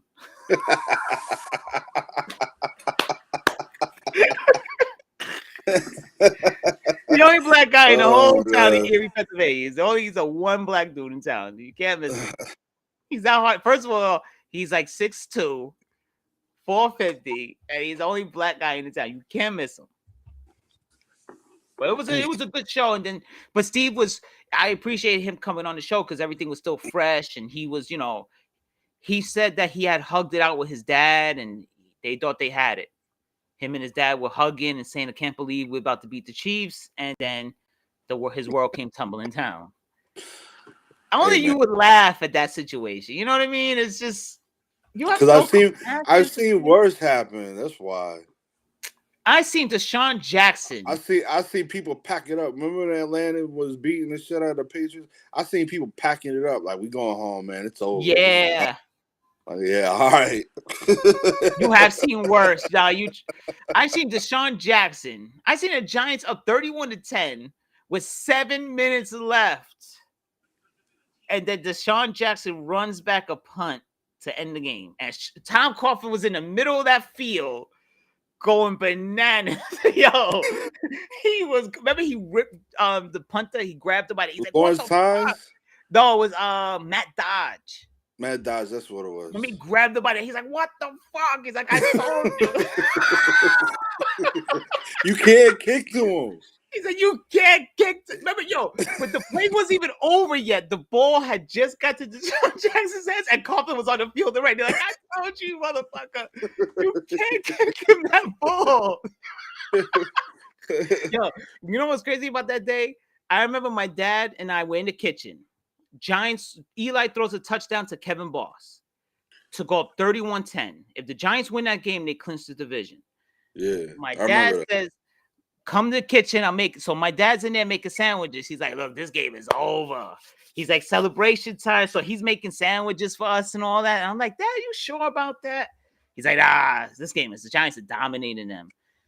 I look in the living room. I'm like, Michael Vick rolls out. He hits Brent Selleck or whatever was their tight end. The guy runs like 80 yards for a touchdown. And I'm like, yo, what's his name? Just threw an 80-yard touchdown pass. My dad's like, they'll run out the clock on the next possession. 3 and out. And my dad's like, oh, shit. Once it was like 31-24, we said it's over. The Eagles just had all the momentum in the world that game. And I had to work the door that night. I was working the door the night shift. I went to work, and I just sat there, no radio, no nothing. I literally just like sat on that chair, and I was just thinking, like, how the fuck did we lose that game? Like, and then what's so funny is Tom Coughlin says he did the same thing. That he went home and shut all the lights off and just sat in the black room. He just sat there. It was incredible, yo. But I just remember him on the field, like, you mother. The ball was still in the air. And he's already like, what the fuck are you doing, you motherfucker? And then Matt Dodge is gone. That was it. That was like the last game he ever played for the Giants. That's crazy. They cut him after that, and he never played again. Crazy. You can't make it up. That's why I laugh at other people's misfortune. It's like, well, you don't know. Yeah, but with Steve, it's a little different because, the luck. What did he tell me? He said, my curse, man. Like, he's a good dude. Politics aside, he's a good dude. I met him. He's all right. And, like, he said, like, he legitimately asked me, he said, am I a cursed guy? And I said, I don't know. I don't know what to really tell you, man. Like, because think about it. He has the Bills, the Sabres, and who else? He never won a championship. None of his teams has ever won a championship, ever. Who else does he got? Oh, he has the Yankees, though. He is a Yankee fan, so he won. Listen, he's seen the Yankees win a bunch. So the Buffalo Bills went to 4 Super Bowls in a row and lost every last one. To the NFC East. The NFC East beat them all 4 times. Yeah. Giants, Cowboys twice, and the Redskins. Yeah. That was Doug Williams, right? The first black quarterback to win the Super Bowl. Dougie Dub. Yep. But I feel bad. I felt so bad for him. But he's a Yankee fan, so he has that going on for him. I believe he's actually a New York. No, he's a Buffalo Sabres. I was going to say Rangers. No, he's a Sabres. But he had the Yankees. He won a bunch. And in basketball, he is I believe he's a Knicks fan. So he ain't got no luck there. But he's a good dude. And yeah, I felt so bad. It was one of those things where, but remember, because the Giants beat them in 90. I forget who beat them first, though. Oh, the Giants beat them first. Yeah. It was the Giants, the Redskins, and then it was the Dallas Cowboys 2 years ago. Right. So the Giants kickstarted. So remember, the Giants beat them. And then remember the next year against the Redskins, Bruce Smith is coming to the tunnel. Remember, he's like, we're back. And then after that, he's like, we lost. Remember that shit? He's like, yo, my dad used to say, he's like, we lost. Yeah, my dad hated Bruce Smith. I didn't like him either. He said he was better than LT. You crazy. You better than LT, son. Like, who said it was? Who said Bruce Smith was better? Bruce Smith said he's better. He said it. I'm better than LT. Yeah, okay. In what world are you better than the greatest player ever? I mean, come on. Stop bullshitting me. They had a good team. Don Beebe, Thurman Thomas. They had a good team. They had their run. What was the guy? Ed Reed or whatever? I forget. Oh yeah. Not Ed Reed. It was Chris Reed. I forget. So I forgot his first name. He was dope, though. I liked him. He was good. He was really good. Yeah. Good offensive lineman. Even Scott Norwood, he missed that field goal against the Giants. He was an excellent kicker.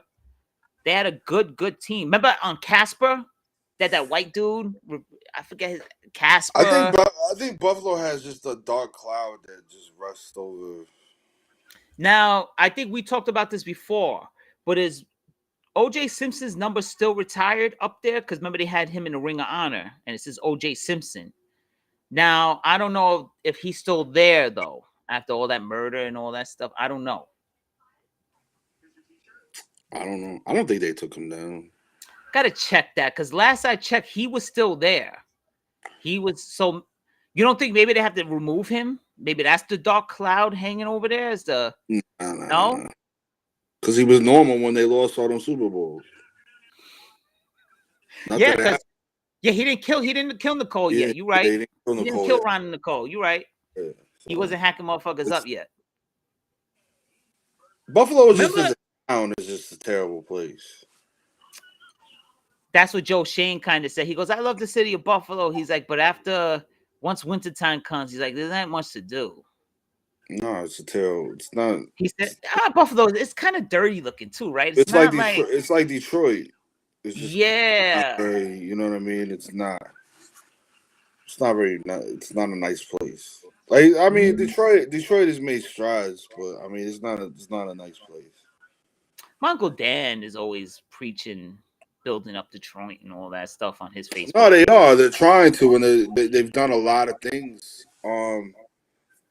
You know, as far as revitalizing downtown and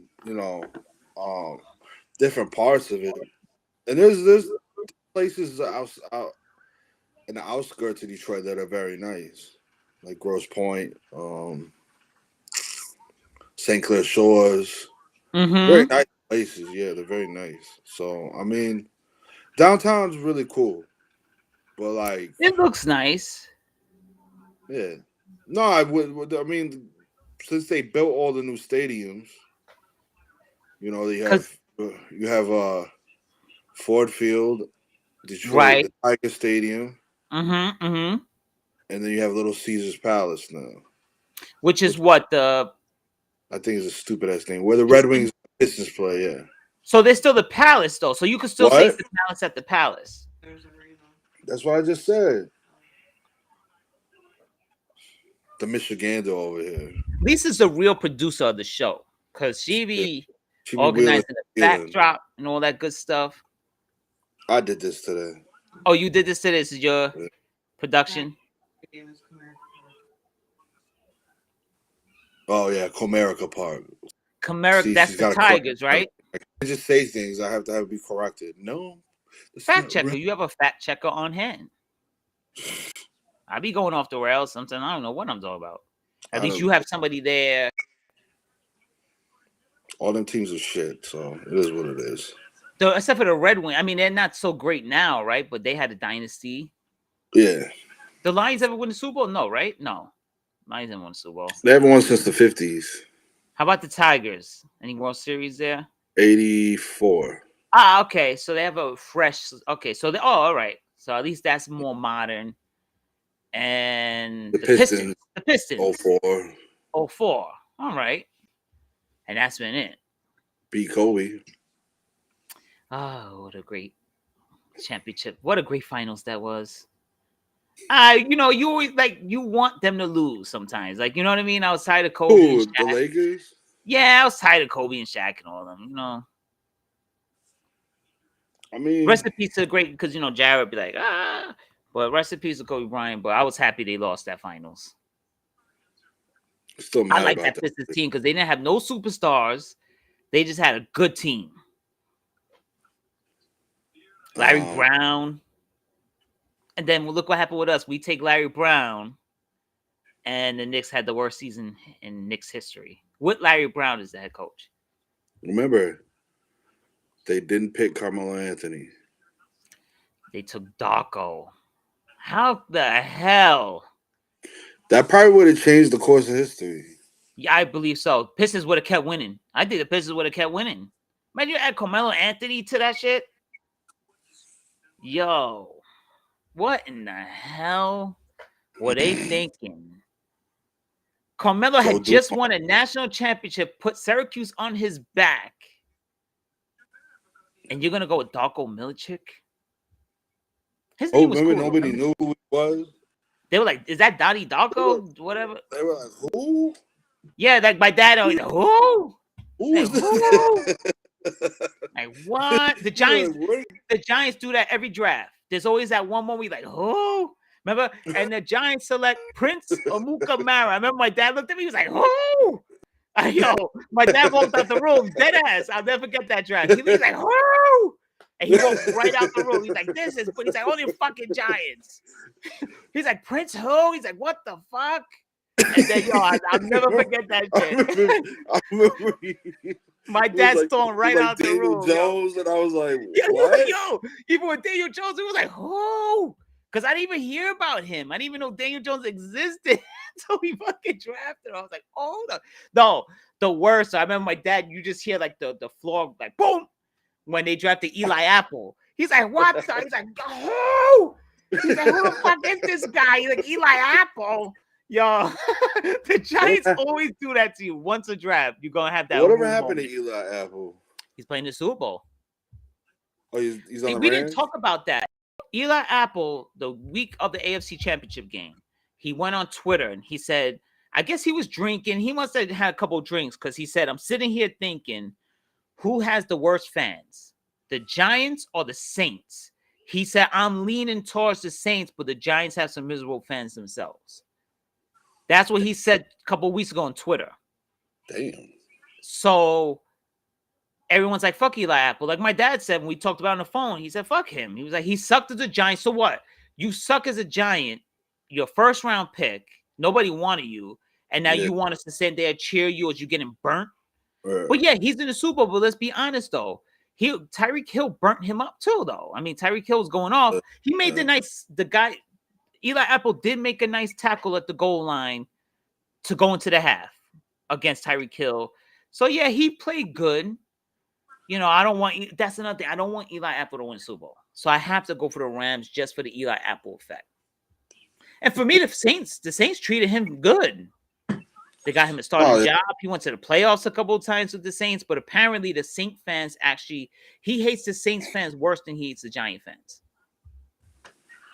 Remember his mom was the agent. His mom said, oh, this is the black Eli. And his mom's his agent. And remember they said, where do you, no, I don't have a house. I live with my mom. Remember that relationship was just weird. Remember the mom called the Giants like, oh, you guys got to treat my son better. Remember she was calling Ben McAdoo off the hook, threatening him and say, you better play my son. And then remember Janoris Jenkins, stop bullying my son. And then they were like, remember Landon Collins like, yo, this dude got to go. Landon Collins said, this guy got to, I miss Landon Collins, by the way, man. Landon Collins like, yo, this guy got to go. Are we having baseball season or what? It ain't looking good. No, it's not. It ain't looking good in our luck. 1 year, we have a bomb squad. We can't see them play.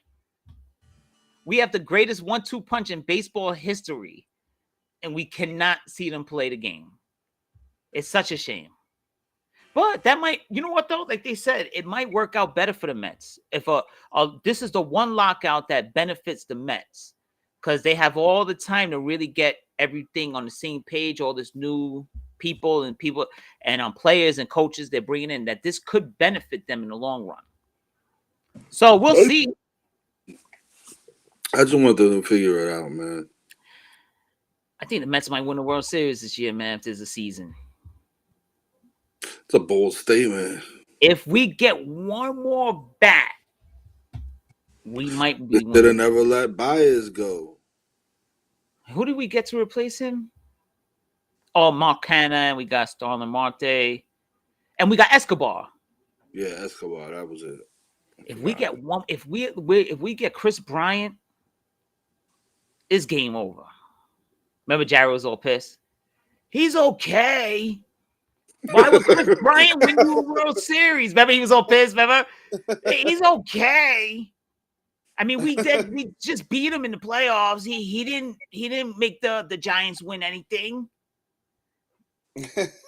He's like, you guys are so biased. No, bro, because we stole your picture. We took the second best pitcher on the planet we have. So we have the best pitcher on the planet with the second best pitcher on the planet. So Yeah. we in good shape. I hope there's a season. I hope, but it's not looking good though, man. It ain't looking good at all. So the Nets, I mean, You want to go back to that misery? Okay. No, I just like, are they going to the playoffs? Like, what's happening with them? Who the Nets? Yeah. I mean, what you was 7th place? Damn. We're gonna be all right, man. We're gonna be all right. It's gonna take a minute, but we're gonna be all right. Yeah, you guys be good. You guys be good. You guys be fine. Well, this has been a great show. I think it might be time to wrap. Yeah, you sure? Yeah, I gotta go to bed now. But you know what? It's all this agua. Drinking water all day. 2 gallons. Trying to drink 2 gallons a day right now. I need to get better. I haven't been slouching bad. But I take hard, man. I take a multivitamin every day, so it's hard. It's definitely difficult to keep it going. Yeah. Yeah, water, it gets like redundant after a while. You want some flavor. I think that's my problem. I think it just, the thing about water is it like it's got no flavor, and I'll be like, yo, I'm yearning for like some type of flavor or something. Yeah. And it don't happen. So but then you know what I love about it though? You could drink enough water to a point where you start craving the water. Where if you drink something that has flavor, like it throws you off, like oof, like the flavor is even more intense. But the Giants are not racist. The Mets are going to the World Series this year if there's a baseball season. And I think the Nets and the Knicks are falling apart. The Nets and the Knicks are just completely falling apart. Randall got to go. I think we're going to get Fox. I think we're going to trade Randall for Fox. Cam Reddish has to play. Free Cam Reddish. And Free Cam. I think the Rams are going to win the Super Bowl. Yeah? I think so. But I don't want to put anything past Joe Burrow, but I think the Rams, they have a better team. If they come out smoking like the Chiefs, they have a much better defense than the Chiefs. If they come out hot like that, they're going to win. Aaron Donald might be blowing that whole middle up because remember, their line is just as bad as the Giants. And Aaron Donald just be tearing through the interior. So it could get ugly. And they're home. But the Bengals are breaking out the black jerseys, which they say is their good luck jersey. So yeah. Yeah, they're breaking out the black jerseys, yeah. So we'll see. We'll see. It's interpretation. So, we'll see. You still doing that T-shirt? No, you know what? You just reminded me about that. I haven't done it, but I have them. I have a couple boxes still. You want a box? No, man. Listen. You don't want to cleanse? You don't want to cleanse out? I do have a cleanser here. What you got? Hold on. Let me grab it. Yeah, we got to do a cleanse. I'm a step off for a second myself. Hold on, don't do this. What are you doing?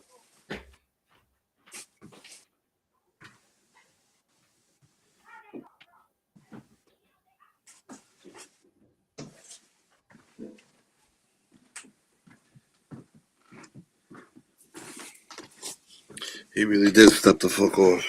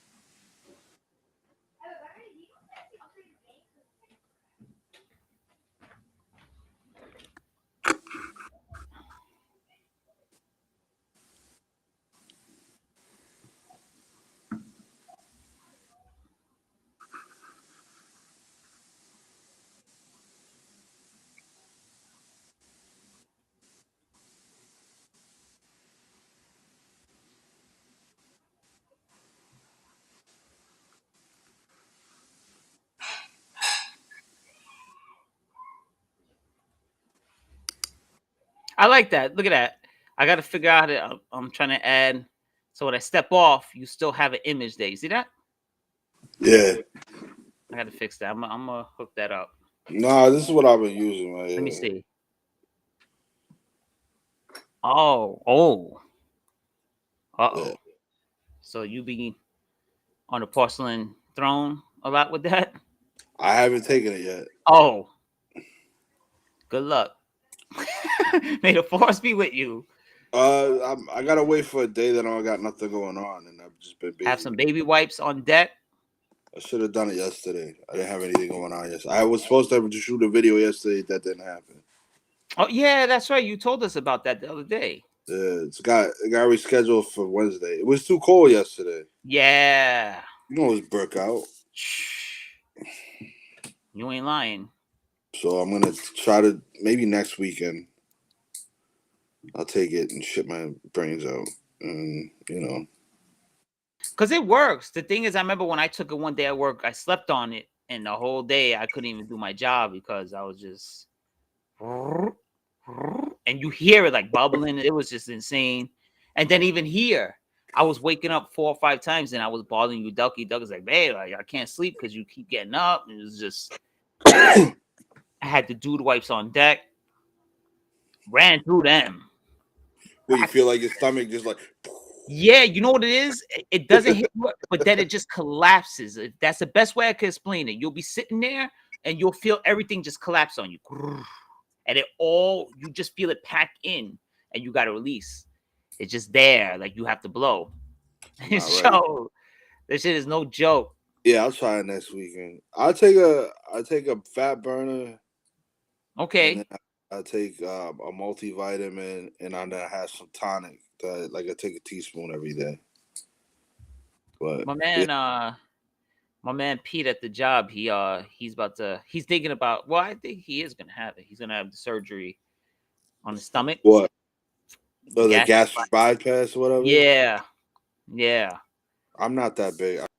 I'm not big enough for it, which and is they good. make you go through like he has. I don't want to have to I don't want to have a surgery if I don't need it. Because even him, he's not big enough. I don't think he's chunky, but he feels like he can't control his diet, so he thinks that's the best way to go. That's called willpower, though. It's hard though, man, because we both used to. I thought I was 2 and change, but I'm actually 197. When I got on the scale today, I was like, oh shit, I'm only 197. I thought. Listen, I don't care. I don't want to hear about your fucking weight. No, but I thought it was bad. I wish I was a 197. Water, brother, right here. Look, can't beat it. So good morning. Go for it, baby. Remember I told you to buy me one of those things. You buy me one of those things, I'll drink it. Look at that. Be yourself. See what it says? Be yourself. Keep drinking. Don't give up. That's so great. An excellent job. You see? Shut the fuck up. It's motivation. Look. I told you, buy me one. I'll pick you up one. What's up? Yeah. You like the black color? You want a different color? I like what you got. No matter. Got the handle. Hold it. You take it to work with you too? I took it to work for like the first week. But then it just became out of control because I do different jobs. So I wasn't able, like there was some jobs, it was just, so I just was like, you know what, I'll just drink it at home. So I bring a bottle, like these are good too. The lemon splash, the Nestle, the lemon flavored waters. So I'll buy like a couple of packs of these and I'll drink these at work and then come home and drink that. I have like a routine. So it's working. They gave me a water bottle at work, so I've been using that. This is the shit right here, though. You ever had these? No? It's lemon, berry, grape, kiwi, and it's pure water. It's regular water, just a hint of flavor. Shit tastes delicious. I love them. Nestle Splash. And it's like you're drinking juice. You're not even drinking water. Before you know it, you slug a whole pack of those down, and then. So I feel good. With the water going on right now. Are you busy? Can you get me a glass of soda? How about a glass of water? See, like how unhealthy I am? Okay. I was going to say, what about a glass of water? I'll get you one in a second. Thank you. It's my cheat weekend. I've been good all Oh, week. okay. It's a cheat week. The resume went through to you, right? Yeah, I got it. You still You see? Professional, baby. Mhm. Professional. Mhm. I got you, man. I'm Your boy Big C made that for me. That was his creation. yeah. Yeah, he made that. I haven't looked at it yet. alive? He Yeah. Frankensteined it. Yeah. Why? You guys are live talking about your bowel movement? It's okay. We talk about everything here on Another Shade of Blue. There's no boundaries, at least when Jarrett's not around. There's not much difference between talking about the Knicks and Nets and our bowel movement. So I mean, it's kind of the same thing. Yeah, because Jarrett even talked about his bowel things. Remember, he's the one that introduced us to the whole cleanse and all that. Why He he out was here on. looking like a Thin Mint and shit? Fuck him. Wait, he's on what? I said he out here looking like a Thin Mint and shit. Fuck You him. seen him Yeah, man. complaining? Listen, you just had a team that was in the World Series, won the World Series. You had a team that Like was an in, anorexic teenager out here and shit. like an anorexic Joaquin Phoenix. You see him? You got like the whole Joaquin Phoenix thing going on right now. We miss you, Jared. We miss you, Jared. We love you. We love you, Jared. You know how we used to say fucked up shit? We love you, Jared. We love you, man. Every time. We miss you, man. Like, we miss you, Jared. We love you, Jared.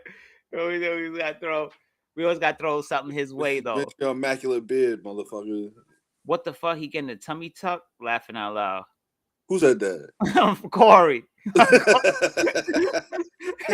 what the fuck? He getting a tummy tuck? Oh shit! Yo, Corey's crazy, yo.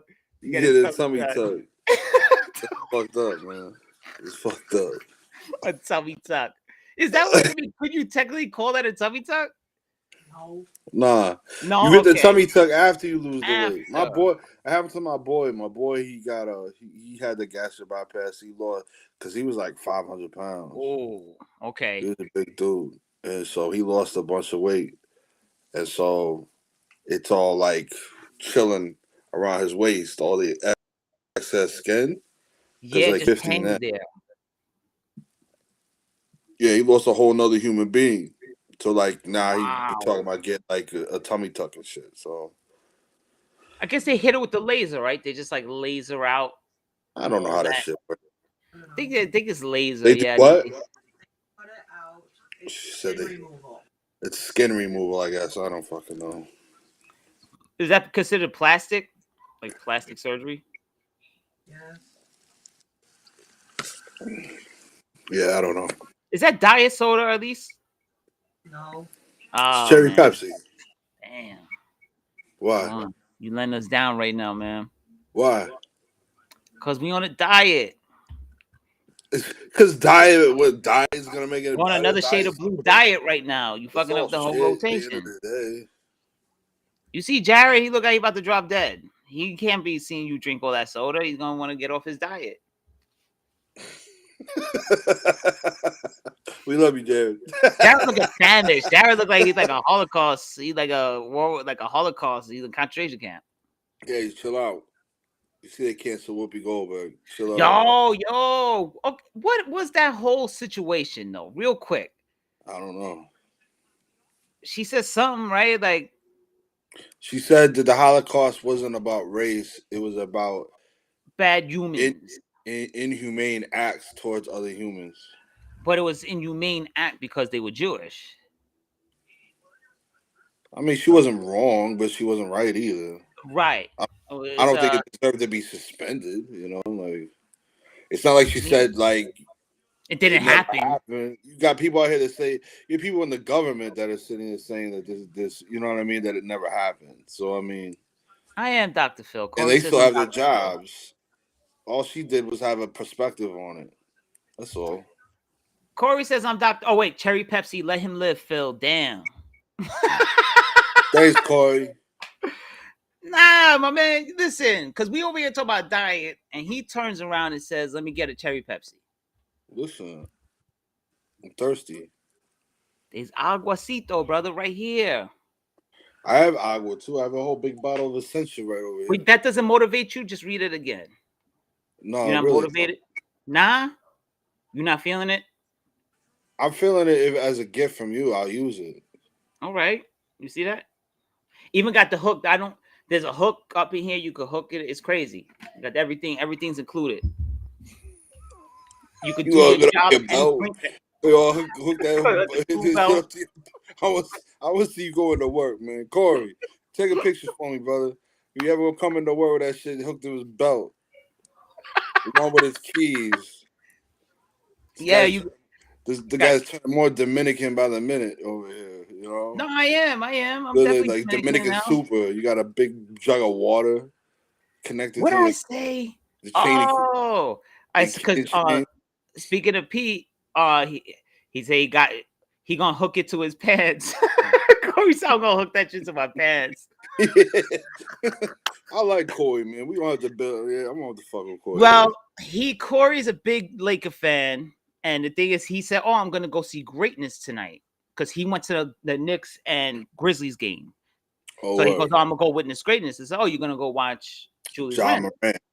I said, "Oh, you're gonna watch Randle?" He said, "Nah, man, John Moran. I'm not watching Randle. I'm gonna." So he's seen the it. kid's truth. That guy, yo, we were one pick away. One pick away. I love RJ. Don't get me wrong.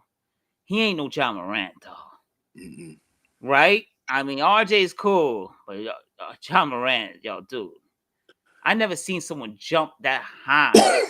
Like he's above the rim, just jumping. I think he's a better version of Iverson. I think so too. And I always say Iverson for me was the closest thing to Jordan, but John Morant's on another planet. That dude could ball. That dude is nice. That Grizzlies team is nice. Yeah. That Grizzlies team is nice. There's a lot of teams surprising me. I mean, like Cleveland. Cleveland's. I got them going in a bet right now. They were losing big to the Pacers, but now I think they're down by 2. So they're actually winning by 4 now. All right, cool. Yeah. The only problem, you know what's gonna fuck me though, man? I'm telling you, it's gonna be the fucking Pelicans. I have them beating the Rockets, but they're down by 5 at half to the Rockets. They're the ones that are gonna screw me. It's gonna be them. It's always them. Always. There's always something with the Rockets. Always a bizarre. You been making money on that thing? Yeah, I won a couple. I won like 5 and change last weekend. This weekend, I won 90. I won 99 last night, so 100. And today I won 64.48. So I won $164 the last 2 nights. But if these teams cover, if the Cavs hold on and the Pelicans come back and win, I'll win another $116. Oh man. So it's pocket change. Like that's how I look at it. I look at it as like a side job. It's sneaker money. Right. It's money. I'm sitting at home getting paid for shit that I like to do. I like to look at sports. Basically, I'm making the money that we're not making on this show. like, like you know what I mean? Like I'm making. It's almost like I'm getting paid to do the show because I love sports and that shit. But the only thing is, it consumes my life though. Right now. Like even when I'm at work, I'm constantly just looking at the bets, the betting lines. Like I become a gambling fanatic because I feel like if I'm not winning money, I'm not doing anything. Like I'm lazy or something. Yeah. But I've been doing okay though. I've been winning some money. I have. It's been a side income for me. It's gonna get taxed down the line. What do you gotta do? You gotta do 1099 for that or something, or what? I'm guessing they're gonna send me a 1099 because it's through them. Yeah. So they'll send me my winnings and stuff. Yeah.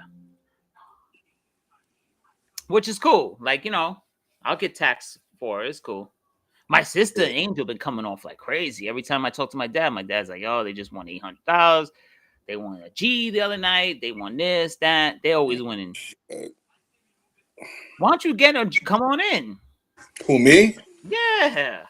Give me an invite. I'll do it. I'm not. Yeah, I'm and remember I was telling Jared that me and my dad used like to $5-10 though.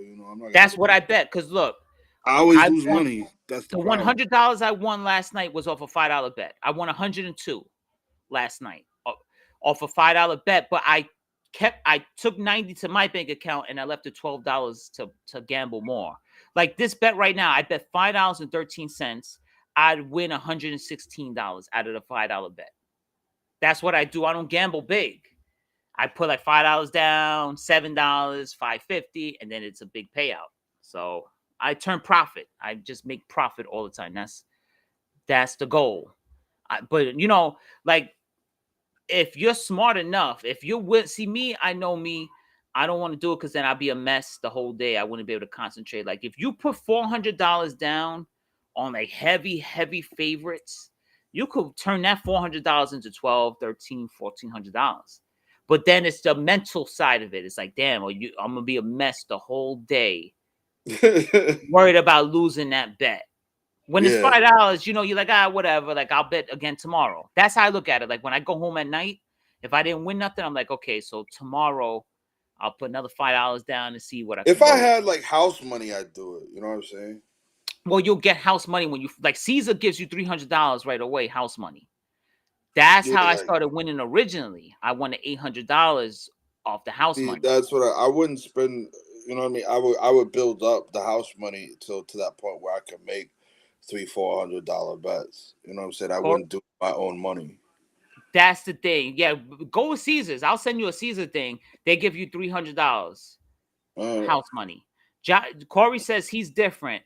Ja's that dude. You have to experience his greatness next year. My treat. Corey. All right, I'll accept the invitation. We'll go see Ja. They're not gonna play at the Nets at all. They already played at the Nets. Corey, they played the Nets yet? Has he gone? He's gone to Barclays. Gonna wait for his response.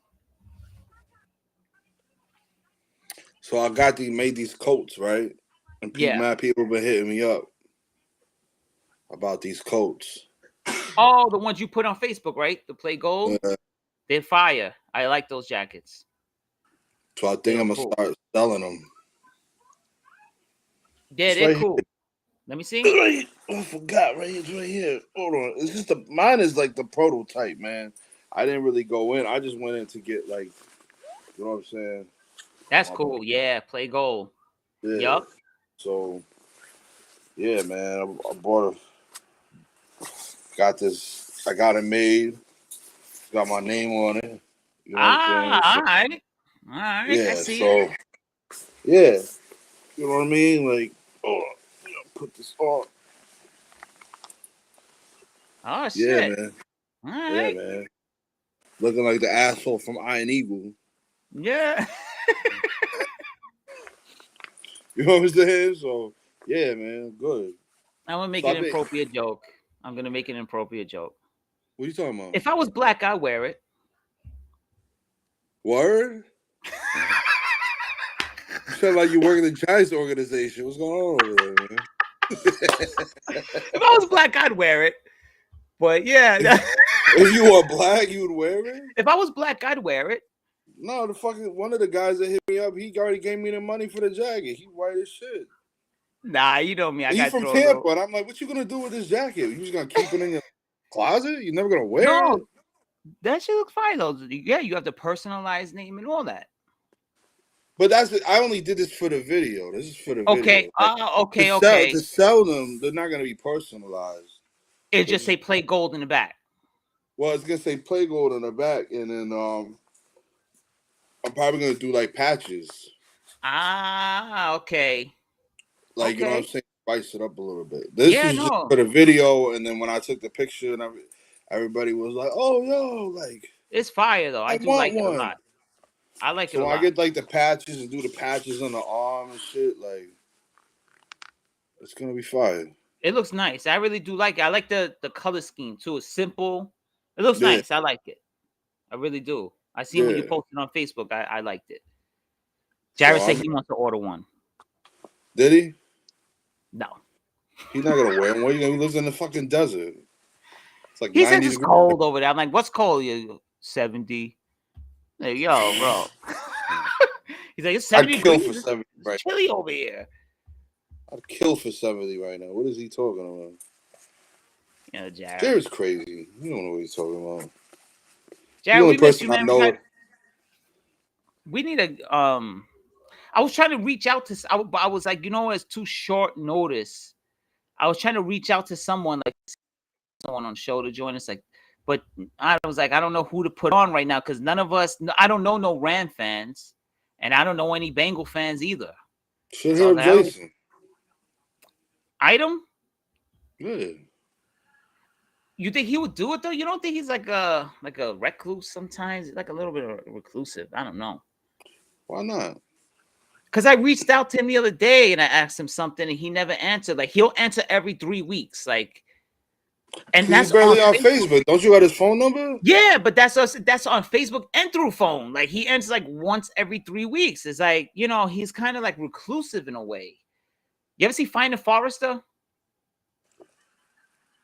He's like that. He's like Sean Connery. Yeah, he's like Sean Sean Connery in Connery. Find the Forester. He's like real recluse. Like he's just you can never get like a solid answer from him. He's always like mistake. Like he talks in riddles. Like I'm like, yo, you could come on the show next week. He's like, it depends on how the wind is blowing. And I'm like, oh, you know what? I'll get at you later, bro. Like, depends if the solar system is looking. If we have an aurora borealis, and I'm like, yeah, you know, I'll get at you later, bro. You'll be a bug. I'm like, he's like, there's a better chance of an aurora borealis appearing than me. I'm like, all right, we good. I'm like, I'll talk to you later, my dude. Like, you over here bugging out. I know that's your guy. That's your guy. That's my guy too. I love Jason. Big fan of the show. He watches the show all the time. Man. Like, I just wish we had, but he's not a fan. I kind of wanted some relevancy with the Super Bowl, but I don't know anyone that's a fan of either team. So I didn't have I'm a root for the Rams. I'm just going to be in front. I'm rooting for the Rams too. I just like the players more. I don't really like anyone else except Joe Burrow on the Bengals. I don't like Eli Apple. I like my man BJ Hill though. My man BJ Hill had a nice interception in that game. Yeah, I don't know. There's no one really else. I like the coach. I like Zach Taylor from the Bengals. I like that coach. Right? Yeah. Zach Taylor's a cool dude. I do like Zach Taylor. I like their helmets too. I like the Bengals colors and stuff like that. So I don't know, man. We just don't really have anyone.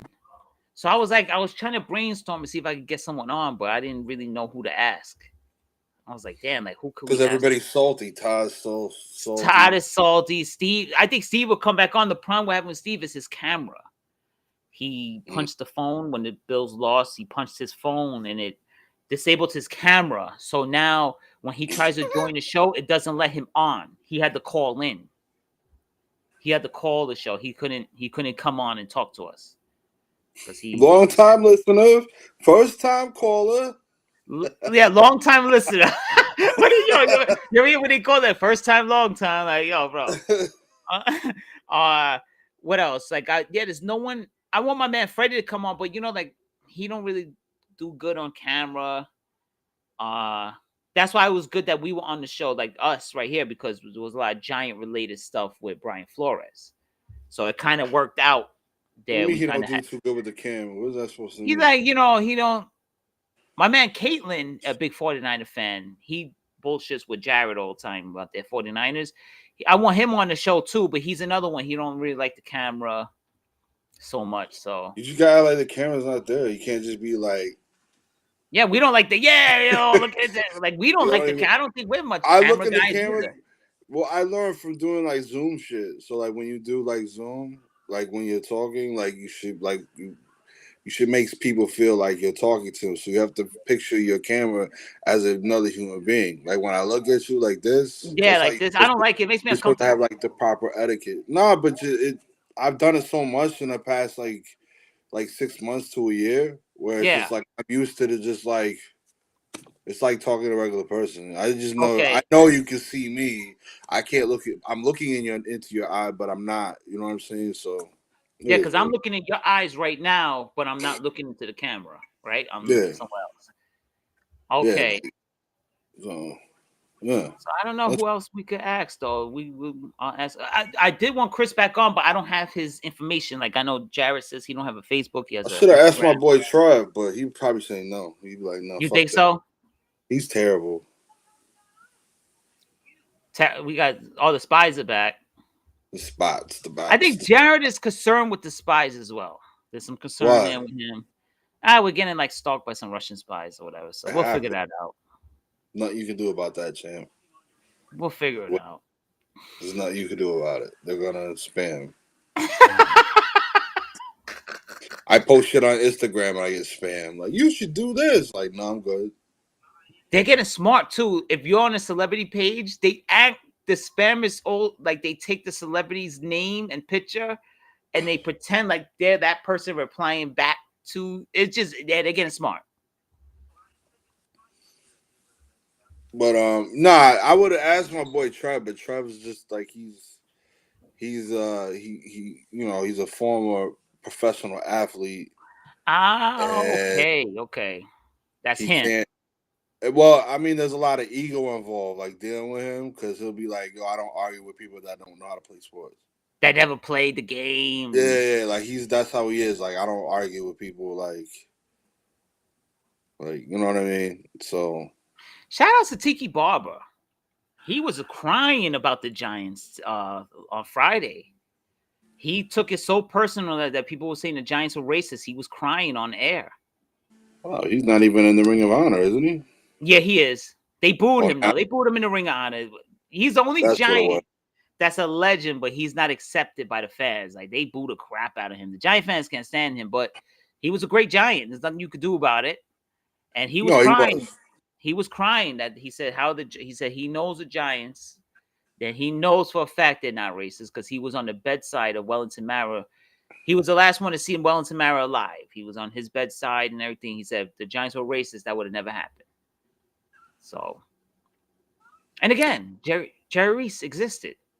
I mean, Jerry Reese was a GM for how many years? Well, like I said, man, I don't think they're like they're not like facing forward like racist. They're just, I think their practices and like what the etiquette and the standard that they demand, it eliminates a lot of bullshit.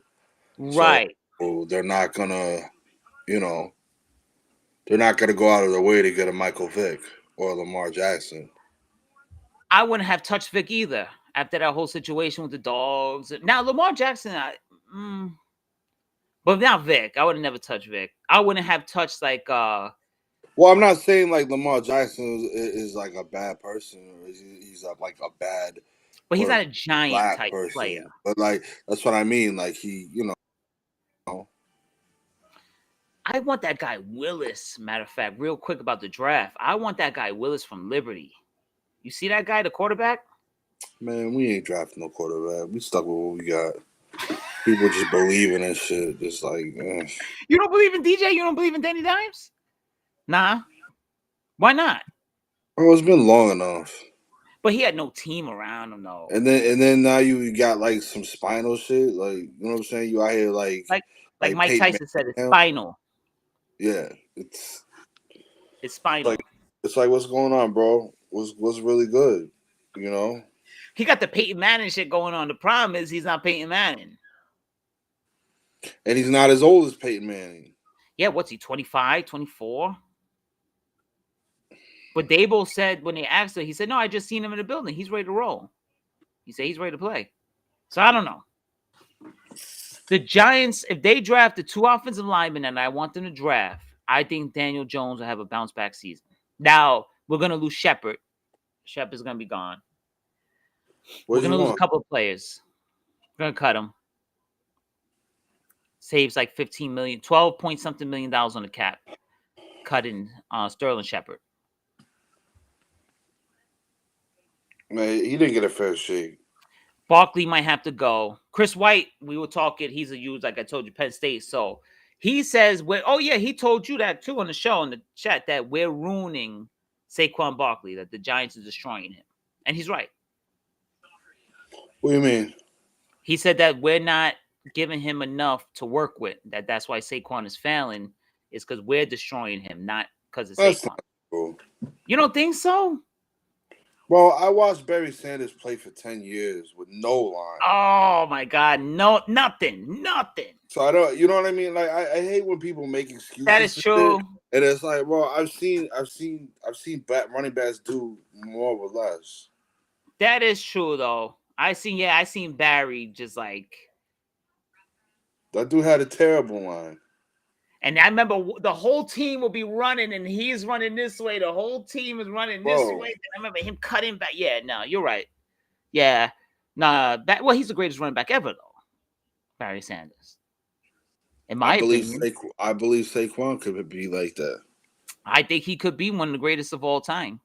You don't think something's off with him? He looks slow to me. He just looks slow. Like he don't have that burst that he used to have. He just slow. I watched him every game in Penn State. That guy could fly. Then he's with the It might be Giants. the mentality of him, like getting hurt though. Yeah, maybe. Who's that, Giancarlo? I hope not. I'm in the middle of a show. I'm just ignoring the shit. Yeah, I mean, I'm just ignoring the shit. But it's probably Genie. That's gonna be something silly. But that's gonna be something silly. But I think Barkley. It might be time to go. Just a fresh start. Let's get someone new, someone fresh. Let's get this. We were talking about it with the Giants before. Get the stench. No, who are we talking about? We talk about the Mets. Just clear the stench out. It might be time to do that with the Giants. Just get that stench out of here. I don't think that. I don't know. I don't think that's very fair. No? We always think that's the answer. It's not always the answer. It's To just clear house? We don't really need a clear house. We need don't weapons. have nothing, no. We need a line. We need weapons and we need a line. We Now, have weapons. We do. If Galladay could stay healthy. Remember, we losing Evan Ingram. He's gone. He's a free agent. We ain't bringing him back. Losing Ingram. We're going to lose Shepard because he's going to be a cap casualty. So we're going to lose Kyle Rudolph because you saved $10 million cutting him. Right? So you're losing 3 pieces right away. Now we have Kadarius Toney to fill in. Tony. Yeah, that's a good thing. So Tony was still in. Yeah, we got Slayton still, big play Slay. Galladay, if he stays healthy. I don't think it's worth it to get rid of Saquon. I just don't. Saquon, Danny Dimes. This is what we do. We get these great players and then we get rid of them when they don't do what we expect them to do, and we don't give them a fair shot. So it's like, yeah, the Giants failed them. Well, it's bad management. You should have never traded Odell. I'll never they fucked Eli at the end of his career. Well, they ruined that team. Ruined it. Traded Snacks when I think he still had some in the tank. They traded a lot of pieces when I think they still had some left. Jenkins, Janoris still had some left in the tank. Traded his ass. Matter of fact, Jenkins was just in the playoffs. He was on one team. I forget who he was playing with. He was, all these ex-Giants are in the playoffs for a reason. BJ Hill sealed the game. He's the reason why the Bengals won at the end. He got that big interception on Patrick Mahomes. With the Giants, he was invisible. But he goes to the Bengals and he's all over the place. Eli Apple, invisible with the Giants, decent with the Saints, and now he's in the Super Bowl. He's playing good with the Bengals. So that shows like a culture there too, though. There's definitely a culture that has to be fixed. I mean, well, I think it's because we just throw players out there. We don't develop anything. Yeah, there's no development at all. We expect them to be great from the jump, and like no coaching, no nothing. We have to remember there's still like a learning curve. Like Saquon, there's still a learning curve. And he got set by tearing his ACL, so it's like you have to give him even more time, right? So it's like I don't think I mean they probably will get rid of him, but I don't think it's wise. I just what I mean, like we're just going backwards back to mediocrity. Square one. Instead of working with him and building around him so he has a line that he needs to be the player that he's supposed to be. And we have wide receivers that have the ability that they're not getting injured every other week, where it's like you're able to balance it out. You can balance your play and run mix. You can, what I'm saying? He still would be effective out in the flat. You know what I'm saying? Yes, Like, Cat. He's a great wide receiver. He's a great receiver. so I don't think it's very smart to be like just to call it quits and like, oh, we ruined you. Sorry, here, go somewhere else. We Right. always do this, and then Yeah. like we get shot in the foot and we set ourselves back another 5-10 years. And look what they said about Daniel Jones. Mara said, we ruined him. We ruined that kid. We did everything we done to mess him up. We're going to fix it. So give Cool. Saquon the same chance. Mara said that about Daniel Jones, that the Giants have done everything in their power to destroy him, and now they're going to build him back up. So Daniel Jones gets the benefit of that. Let's give it to Saquon. Yeah. I think the only problem with Saquon is going to be a contract year. So it's like you're going to have to make a decision on him. One, or you can franchise him. I mean, you can always Gotta franchise make him. a decision too, though. Yeah, that's true. Produce. So I And don't they know. can I always think franchise him if anything. yeah. But do you I want to think- pay him all that money though? I think he's with. We'll see. You gotta just take it how this season goes with him. If he looks like Saquon, then shit, keep him. But if he's lugging around I think again, he's capable. I think he's capable of being that. I want Tyler Linderbaum from Iowa, the center, and I want Neil or this other dude. His name is escaping me right now. The right tackle. Give us a line, and I think you'll see the Giants improve automatically, like right away. The Giants will improve. But one other interesting thing with the Giants to show the disconnect, right? The new staff from the Bills took the scouts out to dinner this weekend. And it's the first time those scouts that have been with the Giants, we're going 20 years or whatever, the first time they ever went out to dinner together to meet up and compare notes and stuff like that. It's the first time. So the Giants, it's just they're so outdated, their practices or whatever. I guess, it just shows how behind the Giants really are. So you never meet up with the scouts to compare notes to see what's going on. You just wing it. I mean, what was that all about? No wonder why we can't draft the right people. What is going on with that? Like I never heard. I mean, I don't even think it's that because the issue has always been the glaring issue. It wasn't hard about like comparing notes. It's about the fact that like you guys wanted to get high profile picks and not address the necessities, and that exacerbated the situation. But I'm always fascinated because I'm like, how do you not? We could have waited. We didn't necessarily need Daniel Jones. Why didn't you like tool up the line? Start tooling up the line, and then you could have got Trevor Lawrence or you know what I mean, any of these other guys. Justin Herbert, but you go and draft Daniel Jones right away. Yeah, we definitely exacerbated the situation by not addressing needs. We addressed wants over needs. Seems to me like they were such in a rush to take out Eli Manning, to kick him out. Yeah. And it fucked them. Like, that's what it seemed to me. Yo, think about this, though, Ron, real quick. You didn't even give him his swan song. No. And think about it.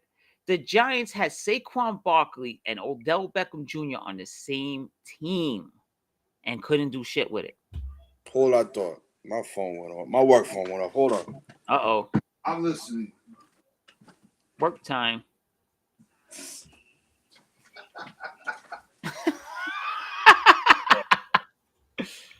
Who could it possibly be? Oh, it's from Best Buy.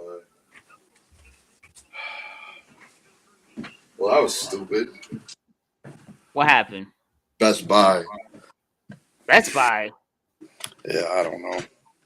Wait, for the PS5? PS5 in stock?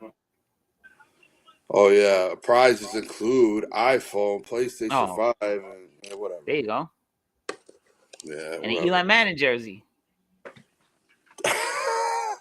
No, they didn't.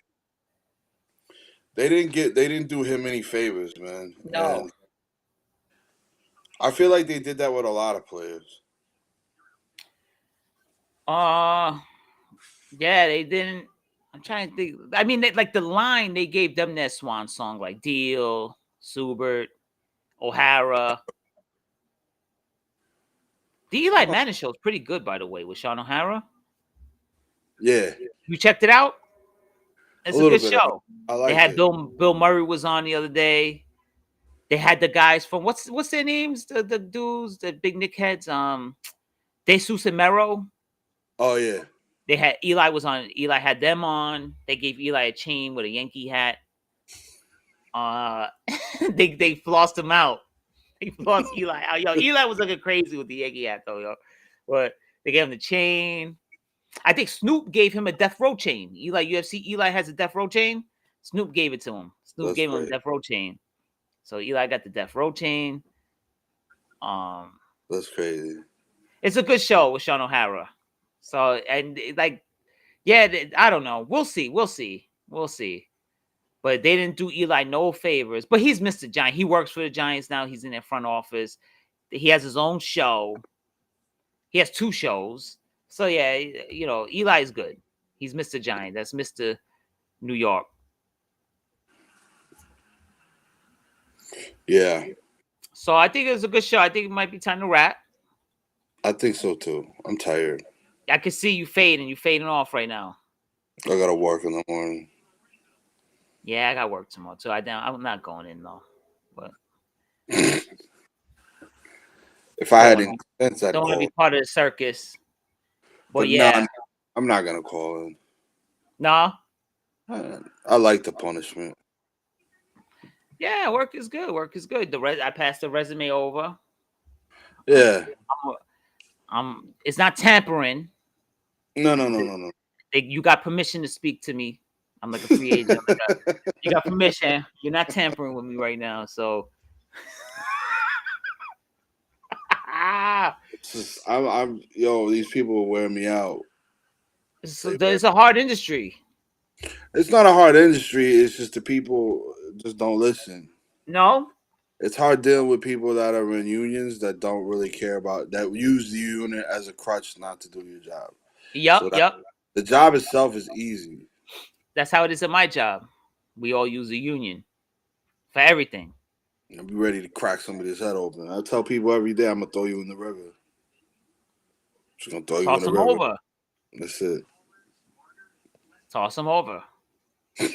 I told one guy, I was like, his truck. I had his truck, and we were doing the snow removal last week, right? Yeah. And he got one of the new trucks, and that's the truck I usually drive. Okay. So he took the new truck and he gave me his truck. His shit was fucked up. And I had like the spreader on, and so it just kept beep beep beep beep beep beep beep. And I was like listening to it. You losing your mind. Yeah, and my boss called me. He's like, "How's it going?" I was like, I'm about to beat this guy with his own truck, and I'm about to pick the truck up and beat him with the truck. That's how angry I am right now. Well, it was just like nerve wracking. Just yeah, it was annoying. It's like, yo, this isn't me, my truck. It's your truck. Call the union. That's the thing. I'll call the union. 37 hours in 2 days. Yo, that's insane, man. That's insane. I went to work at 6 o'clock and I didn't leave until. What time they get home that night? It's like 9 o'clock the next night. Damn. And that's all double time, or you on salary? No, it was the first 8 hours was regular time, and then it was double time after that. You get the time and a half. Time and a half. That's what time and a half. So the rest of the hours is all time and a half. And then I went back on the next day on that Sunday, and I worked 12 hours that day. Damn. But the pay period got cut that day, so that 12 hours is gonna go on the next check. Yeah. It sets you up. It sets you up for the next check. But they killed me on my taxes. Oh yeah, me too. They kill me. My check was this is probably the biggest check I ever got in my life ever. I probably should have framed that shit, but the taxes were a little ridiculous. I was just like, the taxes were more than like the taxes were like something that I never like bigger than any check I ever got. The taxes they took out was more than any check that I've ever gotten. With me, it's all taxes and child support. Chisholm. Child support be killing me too. Shit. I'm over here talking about winning earnings on betting and stuff like that. I'm just setting myself up. That's why Diana watches this show. Yeah, Diana's that's there where like, the money's ooh, coming because I see from. someone just posted a heart on the Facebook thing. Diana's like, ooh, keep talking about all your winnings. She keeping notes and she writing that shit down. She's Did like, you talk to her? I talked to her here and there. Yeah, we speak. Was Mhm. she mad about that a couple weeks ago? No. She was laughing about it, but she said Alan is being a pain in the ass to her. And that he told her, well, she said, I'm gonna call daddy. He said, well, what's daddy gonna do? So I said, all right. Oh yeah. He said, what's daddy gonna do? So we'll see. Yeah. We'll see. She called me. She's like, he told me right now to my face, what are you gonna do about it? And that she said she felt like smacking his teeth out. I said, no, just leave him alone. I said, we'll get him. We'll figure something out. We'll get him where it hurts. Take his games and all that shit away. Yeah, take his game away. Yep, that's what I told her. I said, so, but then she said, "Oh, I'm Now gonna what take his you gonna game do? away." But then I see him last night. It's like 3 a.m. Me and him are friends on PlayStation. He's playing Fortnite. I'm like, yo. So I went to send him a message like, yo, and then he got it where I can't send him nothing. It said, sorry, you cannot send a user a message. I was like, yo, guys, I said, get your ass off the game. He was on Go to like 3 bed. something in the morning on Why is he Fortnite. up at 3 o'clock in the morning? You know what? I'm not there. I can't say nothing about. I don't know what's going on. It's a free for all. As soon as I walked out the door, everything. I'm like Saddam Hussein, right? As soon as Saddam was out of Iraq, it went to shit. ISIS came along. Yeah. Yo, as soon as Saddam was gone, Iraq went to shit. As soon as I bounced, the whole hierarchy just crumbled. The whole structure just fell apart. I was holding out the household, man. Yeah. You know, so I felt like I tried to message. I tried to send him a voice call like, yo, bedtime. It wouldn't. It says no. User has his settings where you can't send him a message. I was like, Why? So you say what you gonna do? Yeah, no. I would have been there today. I would have went over to Queens today. Lit his ass up. I would have lit his ass up. Bing, bing, bing, bing, bing, Old bing, school. We would have went old school. We would have took it old school. I remember the weight belt. My dad used to break out the weight belt and all that shit. That's old school. Remember what did Adrian Peterson do? He broke out the split. Who? What is he, like 8 now? 8, yeah. Oh, you probably got a mouth on him too, don't you? Yeah, no, he does. She told me that the teachers be saying he's a troublemaker and this and that. I said, all right. He gonna see. Because I said, how come you don't call me? Dad, I'm busy. Busy playing Fortnite. I said, busy Fortnite? Dad, what? Dad, I'm busy. I'm playing my games. I was like, all right. No doubt. But Christmas time, I'm gonna be really busy too. So birthdays and Christmas, I'm gonna be crazy busy. I'm gonna be swamped. Yeah. So I'll just leave it like that. Shit. You messing with the wrong one. Cause you know me, I'll be like, later. I pay child support, brother. You get what you get. I ain't gotta do nothing more. I'm gonna take my FanDuel winnings and go to What's DR. that? What's FanDuel? What? What's FanDuel? What's winning? What? I'm not winning nothing. I've I've been losing. Like, how are you going to DR all the time? Yeah. I don't know. I have no idea. Delka does sports betting. I just been losing a lot of money. I'm just blaming on you, Delka. Like, she does sports betting. She does FanDuel. She does sport. Yeah, she's on FanDuel all the time. So she got mad because I placed the bet in her name and it tanked. So she's I'm not gambling no more. I said, look, you're not gonna win all the time. I can't read the future. Right. I'm not. I don't know. I'm not. You don't have the sports almanac from back. Right. And you know who we lost the bet on, right? The Knicks. I was like, babe, it's the Knicks. I should never bet them. I apologize. They won me money. They won me the $100 last night, though. Yo, the whole game, the first period happens. Them and the Lakers had to score over 213 points. The first quarter alone, they scored like 65.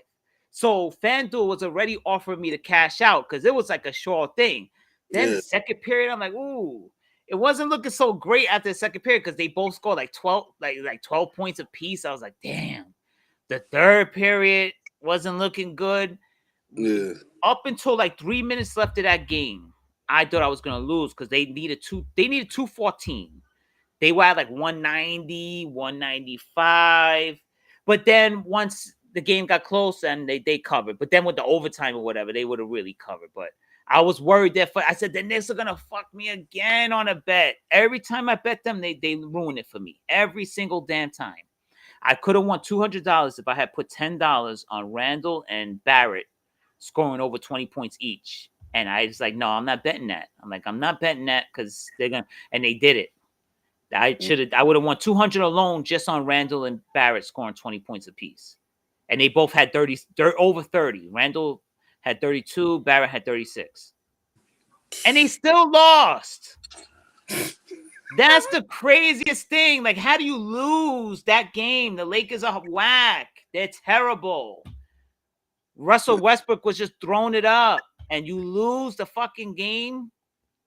Unbelievable. Now I'm like having retroactive anger.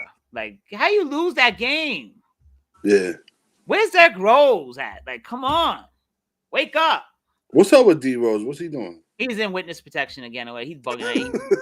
He's whatever the fuck he's at. He's in witness protection. Tibbs don't know. Oh, I think old girl was having a kid, right? His girl? Yeah. Oh. Maybe that fucked him up. She's about that time. Yeah, it should be about that time. That Randall, I don't know what the hell happened. You seen this girl? Yeah. I seen that he proposed in the garden on the court. He proposed to her. They set up a dinner table. I've been following her for years, bro. Oh, so she's famous? No, she was just on Instagram. Ah, okay, like an Instagram model? I guess in a way. I mean, back then she wasn't. Like, she was like, but I was following her for a long time. And that he just, because he was just cool. And then like, yeah, they got together, and I was like, oh, I didn't know you was on that level. Right. I didn't realize she was like on that level. Like, I was like, oh, okay. You out here dating ballers and shit. What she's white, right? No, she's mixed. She's half black. Ah, okay. She looks white. That's why when all them people, like, when they tried to say that she was racist and shit, and she was like, yo, my mom's black. Oh, okay. Yeah. So she's like my dad. Like, they don't look, but my dad looks more black than her, though. No, by far. My dad definitely looks more black than her. But yeah, I wouldn't think she was half black at all. Like, at all. Because she said something that was like risque or whatever like that, and people were like, oh my God, you're racist. And she was like, I'm not racist. My mom's black. Like, I'm half black. Like, you know what I'm saying? Ah. But I'll tell you one thing, though. I think Derrick Rose is just a good dude. No, yeah. He is a good dude. Right? He just seems like a good dude. He just seems like a really good dude. Nah, because like when kids die, like in his old neighborhood, he'll pay for like the expenses, and you know what I mean. Like, he takes care of like his old neighborhood and stuff. So yeah, you know, yeah, he seems like just a straight up genuine good dude. Yeah, I'm guessing he's going to the Hall of Fame, Derrick Rose, right? I don't know. That's one of those good conversations, right? To have. Youngest MVP of all time. Yeah. He's the youngest MVP ever. No one's ever been that young and won an MVP. Honestly, I think he should. I think he should be. Because they're gonna take into account the injuries. You take the injuries away from him, he's the top 5 player ever. Top 10. If you take the injuries away, the NBA might be a lot different than what it is now. Yup. Take the injuries away from him. That guy was, I mean, I remember watching him. He was incredible. Yeah, if you take those injuries away. Because all the only thing that he did, he was phenomenal. And even the MVP year, he was phenomenal. I think the one thing he lacked was just a little bit more consistency. And once he was able to start to balance that out and start to get like super consistent, like imagine if he had like how consistent he is now with that. Yeah. He'd be dangerous. Imagine he had the jump shot then that he has now. If he Yeah. could shoot the way he imagine that, because Yeah. his handles were off the chain. Yeah. They were better than that Miami team. They should have beat. They were just a better team to my eyes. I don't know, man. Tibbs worked them too hard though. Tibbs had them dead come playoff time. Like Tibbs worked them. Tibbs is not a winner, man. No, he's not. I'm starting to see that with him now. He's coach of the year. No, he's a fantastic. This is what I tell you a few weeks ago when I said Thibodeau is like the antithesis of what D'Antoni is. Yeah, like, you preach defense, all this defense, but you're not going to win. no, just like D'Antoni preaches nothing but offense, and that's the reason why he'll never win. He'll never win. So, D'Antoni's a good coach too, like you said. He is. He's an excellent coach. It's just Melo like Melo did him a huge disservice. You know what, man? I love Melo. First of all, I didn't even know that I forgot actually that Melo's number is retired by the Knicks. I forgot about that. Was it? Yeah. I'm like, why would you retire Melo's number for? Oh, remember because they weren't sure he was coming back. Remember he was gone for like that year? Nobody was signing him. So they retired his number. Let me see. Because I wasn't crazy about that. Let me see. First of all, at the Garden the other day in the official MSG shop, they had the blue with the black side Allen Houston jersey that the 90s Knicks used to wear. I was like, yo, I want to buy that shit on the spot. I wanted to buy that shit on the spot. The problem is I don't really wear basketball jerseys no more. So I was like, Melo should have went to the Nets. Melo, yeah. He should have went to the Bulls, actually, when he was a first free agent.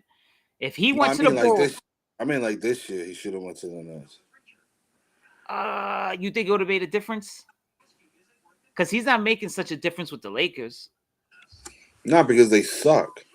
It's not his fault. That's true. But if he was you know what? I'm shocked he went back to the Knicks because when he was a free agent, the Bulls were. If he went on the Bulls, they might have won a couple of championships. Oh, they would have. Because Derrick Rose was still Derrick Rose. Noah was still Noah. You had Dang. He would have won. He would have won if he went to the Lakers. Yeah, they would have won too. Yeah. And Kobe. He sacrificed some championships for the Knicks, though. He loved the Knicks. He did sacrifice. He did. Let me see. A whole lot of good that did. Wait, let me see. He sacrificed Miami. He sacrificed Chicago and the Lakers to stay with the Knicks. Yeah, he did. Let me see. Carmelo. Let me see New York Knicks retired jerseys. Retired numbers. Let me see. No. Melo was number 7 with the Knicks, right? Yeah. I'm not seeing it here. They'll do it though. But I could have swore he was retired though. I think they were talking about it, and then because they didn't think he was coming back, and that's what. Okay. Because the Knicks retired 2 number 15s: Dick McGuire and Earl Monroe, Willis Reed, Dave DeBusschere, Bill Brad. Remember Dollar Bill, Bill Bradley, Patrick Ewing, and Red Holzman, and they retired Walt Frazier, the best Knick ever. Yeah, Ewing's retired, right? Hell yeah. Okay, cool. But Oakley says that they were discussing before he got kicked out the Garden. They were discussing about retiring his number. I don't know. Yeah, you and I both had the same reaction to that. Like, they should retire Anthony Mason's number. Should they?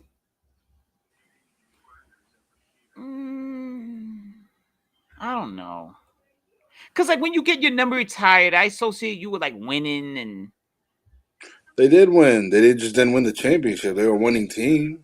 Which Oakley said the other day, I don't know if you heard the interview on Boomer and Carton or whatever, he said that it was actually Patrick Ewing's fault that they lost that champ. That they should have won a couple of championships and Patrick Ewing cost them. That Patrick Ewing was an awful teammate. That Patrick Ewing only associated with John Starks and Hubert Davis. that he was like standoffish, he was real quiet, he wasn't friendly, and that he cost him a couple of championships. That Olajuwon dominated him when it counted. Yeah. You think so? I Who do you believe think was that. better, Olajuwon or Ewing? Olajuwon. Yeah, I would say so too. I always used to say it was Patrick Ewing, but when you look at it, it was Olajuwon. But Patrick was probably better defensively, you think? Oh no. Yeah, because Georgetown. You get the Georgetown shit. The pedigree. Yeah, Morning was good. The Kembe. The Kembe. You think Mm. Morning's going to the Hall of Fame? Should. Or is he in already? I don't think he is yet. No. How about the Kembe Mutombo? Maybe. I don't know. I seen him. He was on my job. He was on like the 76th floor. They actually had a sperm bank at my job. They had one company there. He was getting sperm? He was coming out of the sperm bank. Yeah, he came out, and my friend Boulevard at the job, he tapped me. He's like, "Yo, is that the Kembe Mutombo coming out the sperm bank?" And I turned around, and he was standing right next to me. He looked at me. He gave me like, no. Yeah, imagine that. No, he looked at me. He just gave me a head nod, like he just nodded at me like that. And I said, "Oh," and he walked. The dude is huge. He was like, his head was hitting the ceiling. But yeah, he was coming out of sperm bank. Yep, yeah, at my job. No. He was like, no, not me. Dikembe, no sperm. Maybe he was investing with them or something, but he was there. He was coming out the sperm bank. I'll never forget that. So I think he's a doctor too, though. He is, right? Yeah, he might be up there doing like some medical shit. Yeah, maybe. And I know Gallinari was doing some stuff with him out in Kenya, whatever he's from. They were doing some type of stuff out there. So maybe that's what I'm saying. Maybe he was there doing investment because he was dressed up in a suit and stuff. It's not like he was walking in t-shirt and jeans. He was like, looked like he was in a meeting. So maybe he had something going on with that. He just, gave us a head nod and walked away. He was cool. But my friend noticed him. He said, "Oh, that's the Kembe Mutombo, right?" And I looked. I said, "Oh shit, yeah, it is." I mean, you can't miss him. He like, "Not in my house." That's how you know you love New York, man. You have no clue. You just run into somebody like, oh shit. Who did that? Who did the wave back to him? Who was that? I think someone dunked on him and was like, Jordan.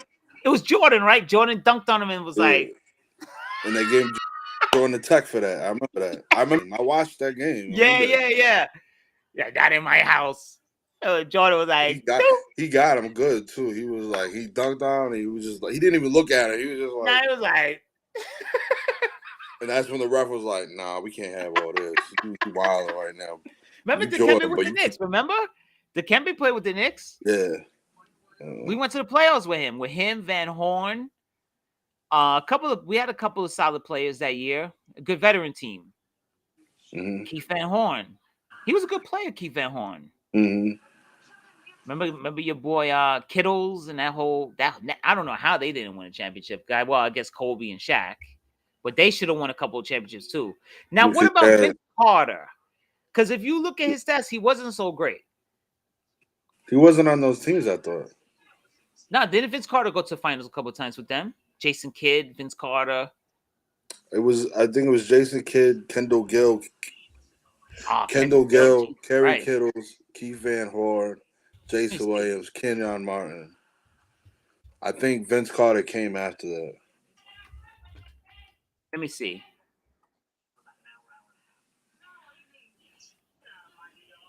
Yeah, I think you might be right. Mm-hmm. Yeah, it says in 22 years, Carter never stepped foot on the floor in the finals. Yeah, you're right. Yeah, that was a Kenyon Martin. That's who I'm thinking of. Kenyon Martin. Kendall Gill was the number 2. Yeah. He was the 2 guard. Kendall Gill was the 2 guard those years. I think they interchanged between Kendall Gill and Kerry Kittles. The 2 and the 3. They interchanged, and then you had Keith Van Horn. Yup. J Kidd. And then Jason Kidd. You had Jason Williams. Yes, until he shot his limo driver. Then you had until he shot his limo driver with a shotgun, and then tried to bury the body. But then you had until he buried him and then let him rot in the back of the limousine. But then who else you had on that team? Didn't he try to get rid of the body or something? Yeah. Wait, so he shot him with a shotgun, Yeah. and then He tried to he shot him by accident. It wasn't on purpose. that's what he See, says. if that's the thing, if he wouldn't have just no, it was on accident. That's the So if he thing. had just called the cops right there, he And would be not did fine. anything, if he would have never touched the body, it would have been like an Why do accident. people do that? Why they Because they accidentally get do? scared, bro. If you shoot somebody and you kill them by accident, Yeah, you're gonna be like, oh shit. Like that's true. that's life changing shit right there. Like you're not gonna be ready for that. It's gonna sound. Remember that one time? It's not funny at all. It's not. What? It's a serious situation. But what video was that of the cop? I think it was down in Florida. So you see the I don't know what happened. It was something with child support or something. So the guy I mean, he rests in peace. It's not funny, but he sees the guy. He sees a cop coming. So somehow he associates the cop with unpaid child support. He turns around and hauls ass, and then you just see the cop pull out the gun and shoots him. You just see him drop, but then the cop walks up to him in broad daylight, and you see him physically planting the gun in his hand and all that shit. Like it I think I reminds me. remember that. Yeah. And his partner was a black cop, and the black partner kind of like helped him out. No, I remember that. You remember that, right? It's not funny. Yeah. It's just the scene of it, and child support played a role in that because he thought the cop was after him for unpaid child support. Listen, you don't listen in the height of things. Like people don't in those situations. You don't know how people are gonna react. That's why it's best not like me. Like I don't have any guns, or you know what I mean. I never really owned any guns, even when I was like capable of doing so, because what's that one dude say? Like the $1 million worth of game, Wallow and who's the other dude? Gilly the Kid. Gilly Kid, yeah. That dude is crazy. Like he was saying, all it takes is 2 seconds to change your life. It's true. I mean, in a blink of an eye. Yeah. So it's like anything can happen. Anything, yeah, you can get an argument with somebody, and something could happen. And somebody might pull a gun, you pull a gun, or whatever. You don't know what you're gonna do in those situations, and you don't know what to do in the aftermath because it's not every day you kill somebody. So it's like, well, what do I do? You know what I'm saying? So I can see, Jason Williams, like, and like that cop probably just panicked and shit. Was like, yo, we need to plan stuff on him, so I don't want to go to jail. You know what I mean? Why shoot him in the first place? Who the fuck knows, man? People are crazy. People do crazy shit. Is it training? Like you're not trained? No. I think there's certain cops that think they have a certain amount of authority. They above think the they law. have a certain amount of authority that they can do whatever they want to do, and then they don't realize what they're doing until it's done, and then they realize and like, oh shit. And then they just panic, and then your brain is moving a million miles a second. You're just trying to. It's human nature. You get the survival instinct. You're trying to come out with a way, right? That's basically pretty much what happens. Mm-hmm. Like I was seeing some set. My friend, I wish I never looked at that shit last night, man. He posted something on Facebook. Apparently, the father, a guy and a girl, a couple were arguing. So I guess it's been happening for a while. So he killed her with the son in the house, killed her, then told the cops and stuff like, look, take care of my son because I'm going to kill myself. And then he killed himself. And now the son is left there without a mom or dad now over some argument that they had. I had a kid that I worked with. Well, I did. He worked under me. That I remember the conversation, one of the last conversations we had, because he was upset because his baby mom was living with somebody else. Yep. And he was talking to me about it. But here's the thing. Here's the kicker. He had another girl that was pregnant. Oh, so then why is he worried about it? And that was the thing. Like, he was like, what would you do? And I'm like, why do you even care? Like, move on with your new wife. Whatever the case may be or whatever. New chapter. Apparently, he went over there. He took the kids. He went and picked up the kids. He took the kids to his mother's house, dropped them off, went back to the house. Old girl and her boyfriend were like in bed doing whatever. I don't really know. You know what I'm saying? I don't know. Mm-hmm. But like he went in and killed both of them, and then he went out. He went out and made himself a sandwich, ate a sandwich, then called the police and said, "You need to do a welfare check on such and such a house." And then he hung up the phone and he blew his brains out. Yeah. And you knew him personally. You had spoken to him. Yeah. That's crazy. No, he was nuts because me and him went at it one time. Oh, okay. So he was a loose cannon. Yeah, because like he wasn't very smart. He was. It wasn't like he wasn't smart. He was. There was something wrong with him. He had like a social issue. You know what Yeah, I'm like saying? social anxiety or something like that. Well, no, like I mean, like on the spectrum type shit. Like he was like socially Okay, attached. like a little You know what I autistic. mean? I don't want to say autistic. He wasn't autistic. It was just I don't know what the fuck he was. You know what I'm saying? But There I was know. something missing. Yeah. Some ingredients were missing from the pot. Yeah, and I remember because he was a good dude when we first started work because we were working together before I got promoted, and so like what happened? Oh, there was a situation where it was at work. I was showing him how to do something, and I guess he didn't like what I said or did, Mm-hmm. and so he didn't say it to me. He said to somebody else. He was like, "Yo, I know where he lives," type shit. Oh. So I was like, "Oh, all right, bet." It's like Oh. that, and so I said something to him at work, and then like he didn't like it or whatever. And apparently, this guy brought a gun to work every day. That's how he lost his job. But he ended up calling me one day, and he was like, "Yo, I was at home. I was like my day off or something." He called me, and he was like, "Yo, like you know what I'm saying? Like I want to apologize. I want you to make you." And I'm like, "Bro, like it doesn't matter. You know what I'm saying? Like you got a problem with me. You got a problem with me. That's one thing. But don't threaten my household because you talking about my Right. wife, and I got you know what I'm saying. Like when it comes to like my wife or like my family and shit like that, I got Yeah. no. Like I'm an animal. I don't care. I'll kill your Right. kids. Like I'll kill the dog. I don't care. You know what I'm Yep. saying? When it comes to my family, like there's no rules. I don't give a shit. Yep. You know what I'm saying? So, you know, me and him, we talked on the phone. We hashed it out or whatever. And I'm like, whatever the case may be. And then yeah, sure enough, like How long? he How long after that? I'll probably say about 6 months after that. Damn. So he was going through some shit. No, he was on one, and like he was. I don't think, and I think that's one of those situations where he probably killed both of them and was just like, oh shit. He realized Because that now you got to really think about it. You like, oh, I'm done. You know what I'm saying? Like I just murdered two people, and on top of it, I murdered the mother of my children. Damn. And then at that point, yeah, there's only two options. You're gonna go to jail for a long time. Forever. Out in Michigan, they don't play that shit. So he would have went to jail for life, right?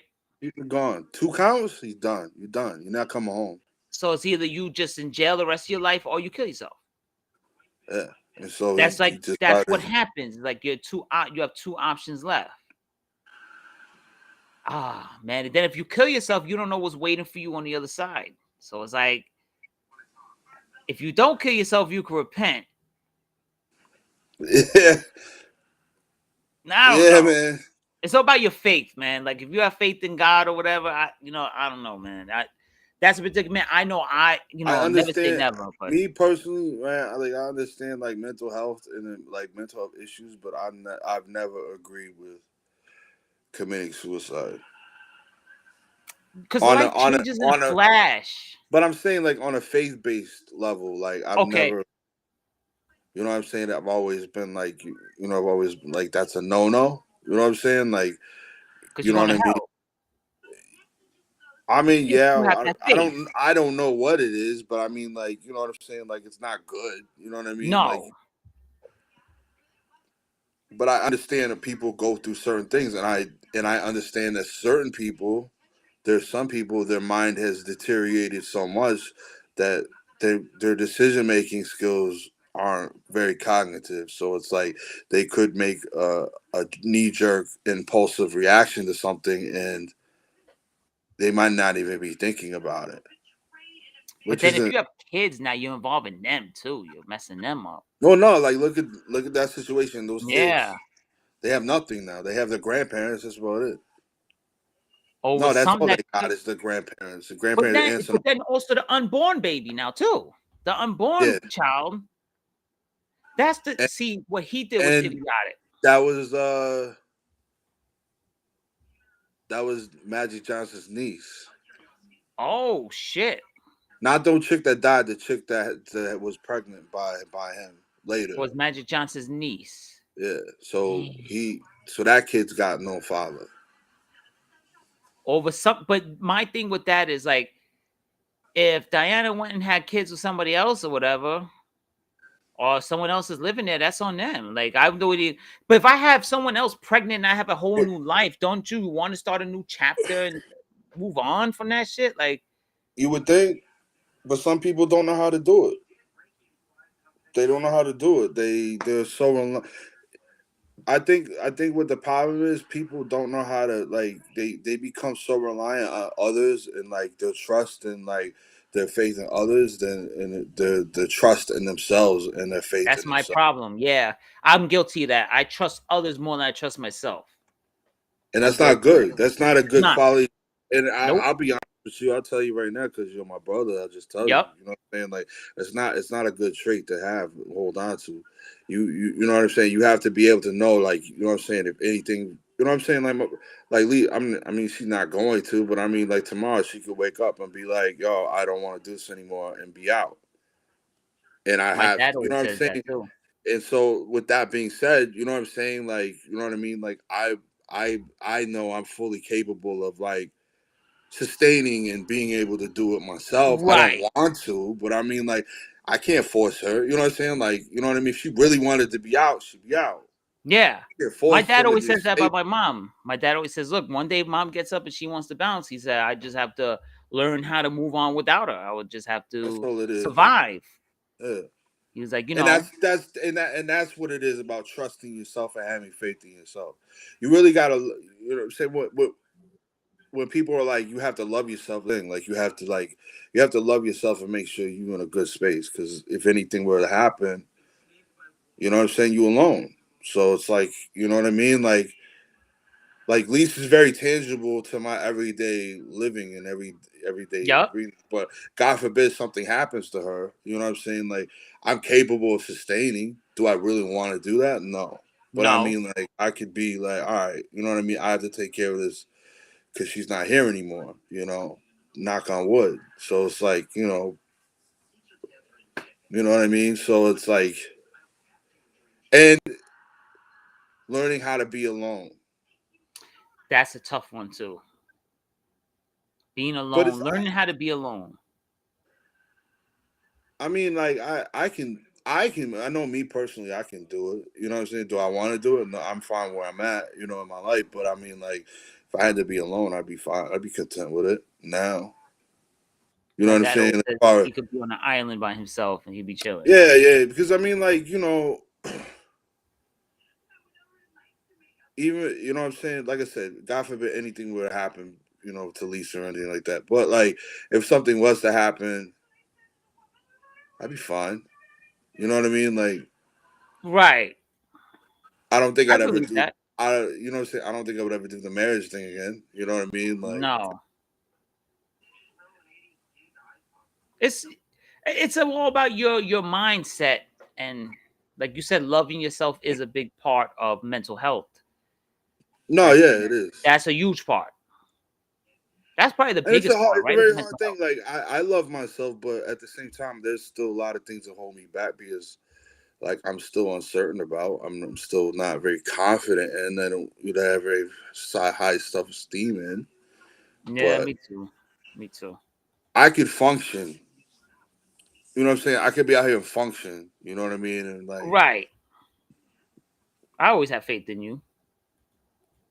yeah. You've always been resilient and battled through stuff. But life changes so fast. See, that's something I learned. You might react to something at that moment. You might be having a worst day of your life, and then you wake up and also you have the best day of your life. Just like that. Life moves like that, man. Like you might be going through a bad breakup, and then the next day you start talking to somebody, and before you know it, you're more in love now than you were there, and your life Well, is it's better. hard to talk. It's hard to. My bad to cut you off. I'm sorry. No, No, I just think it's hard for some people to see that, where they think like it's so bad that nothing will change, but that's a lie. it is. Life changes Life, so fast. yeah, life, like you, life could change within a day. Yup. You could have the shittiest day, and then one at the end of the day, it could be the greatest day. It could Yup. be a flip where you have the greatest day, and then like the end of your day is like total shit. Right. But you have I've to been know, on the like, end of both. but you have to know, like, at the end of the day, the next day, you have another shot at making it right, or you have another shot of, you know what I'm saying, like making your week end better, or you know what I'm saying. People have to think long term. A lot of people don't think long term; they think in the moment, or they think about the past too much. And when you think about the moment and you think about the past too much, is you know what I mean. All it's gonna do is it's gonna be critical to your future. Yes. If you carry shit with you all the time, like me, like I've learned to like I've learned to let go of a lot and forgive a lot, and by doing that, I've been able to feel a lot better about myself. You know what I mean, and not so much worry about other people are gonna be who they are. You know what I'm saying? I have to accept that and just like it is what it is. So like Right. that's the way they are, and these are decisions that I've made or whatever the case may be. But like I can't change those things. So why am I gonna dwell on them when I can make today better for tomorrow and make tomorrow better for next week and so on and so forth. And it could That's just all. change in a flash. Just like that. Yeah, and I mean you gotta prepare for everything. I'm learning that at this job. Like my boss, he's a very good dude. And like he tells me that all the time. Like always prepared. Like you know what I'm saying? Like you know what I mean? Two means one and one means none. Yup. So you always want to be prepared for whatever may happen. And I'm starting to like it's becoming a tool that I've kind of put in my little tool belt. You know, my figurative tool belt that With the you water. know what I mean. You gotta I've hook with the started to water. apply. Yeah, you know what I'm saying. So you know, I don't know. Mental health is it's a shitty thing, man. It's a It's real thing. It's a shitty thing and it's a real thing. And yeah. I see it in a Penn Station every night. It's insane. The stuff I see over there, man. I don't know. I've been isolated. Okay. The Brooklyn Navy Yard, like I'm isolated. You don't really don't. Yeah, I haven't really because it's like you know what I mean. It's like It's it's yeah, big it is. It's closed, isolated, yeah. so it's isolated. So I haven't really been able to see a whole lot outside of that. Which is better for you because there's nothing going on right now. You see some crazy shit. I mean, yeah, I don't. You know what I mean? Like I just have. I don't know. I know Harlem's jumping right now, especially after two Yeah. cops. See, that's the Yeah. thing that's the thing that I'm starting to learn now is like my relationship with police is changing Yeah. Yep. and for the For the better. better. Yeah. Yep. Not because there's a guy at my job, we call him Chief, and he used to be he was a chief in a precinct. Okay. He just retired, and so he took this job. Like he's like the VP, the senior vice president of like security. And so like listening to him and talking to him every day, I'm learning a lot. And like um, especially these two murders with the police officers, I'm really, what I mean, having casual conversations at work. I'm starting to understand, like, okay, I get how you guys kind of are a little bit. So it's like, it's not like it's not like I love it, but I respect it. You know what I'm Yeah, that saying? was so sad, man. Yeah. You know what I My mean? Like, God. so I respect, you know what I mean? Like, I respect what they do, and I respect what their aim is. And this guy's a black man too. It's not like, Yeah. it's not like, my office is very diverse. There's a lot of black people and a lot of black women. It's predominantly black women, to be honest with you, as weird as it Mm-hmm. sounds. But like, yeah, talking to him and having like that introspective outlook of, a black man that moved up the ranks of the NYPD, Your chief. which was looked at as notoriously as racist and Mm-hmm. whatever the case may be, and being able to have conversations with him and to understand, like, well, why things are the way they are, like stop and frisk, or things like Yeah. that. You Yep. know, his perspectives is really, really great. I remember he was telling me one day, he was like, "Yo, I was in his post was in Brownsville, and this is back in the day when he was on a beat. Ah, awful over there. He pulled over a car off the street, and the car had like an out taillight or some shit like that. So he flagged it down, Mm-hmm. and he was just gonna let them go. And so like he ran the license or whatever, and one of the dudes in the back had a warrant for armed robbery in Pennsylvania. Oh. So the only choice he had was, because this was back in the day when they had the 38s. Yeah, yeah. So he had two on him. And so he pulled both of them. He put one on the driver, and he put one on the back. And he told the dude in the back, he was like, "Listen, if the driver fucking moves, I'm blowing his fucking head off." And like, you know what I'm saying? Like, he had to be that. And this is the nicest man, one of the nicest men I've ever met, Yeah. calmest. And he was like, "Yo, you, like, in that moment, you have to let them know, like, yo, like, if you fucking move, I'm blowing your fucking brains out." Because this is Brownsville, but we're talking about Brownsville back in the 80s. Like, 80 this man, off, forget it. yeah, this man's older. You know what I'm saying? Like, That shit was like a war zone. yeah, he's been through it. So he was just like, yo, I had no choice to tell him. You know what I'm saying? Because he was like, yo, it was just a traffic stop. All I wanted to know was that they're going to fix the light. That's it. And I would have let them go. Nothing. You know what I'm saying? There was no racial profile. It was just like, yo, go fix your light. And to have it just turn out to like a giant bust. This dude was like a wanted man. So like, I hear his stories and I'm like, no, that's crazy. But you understand that they're people too. You know what I'm saying? Like, yeah, they're institutionalized just like we're institutionalized, but they're institutionalized in a different way. But like, they're human at the end of the day too. You know what I'm And those saying? guys were young too, man. Mm-hmm. Those cops were young dudes. One was like married or having about to be married, fiance and all Yeah. that. Sad. Yeah.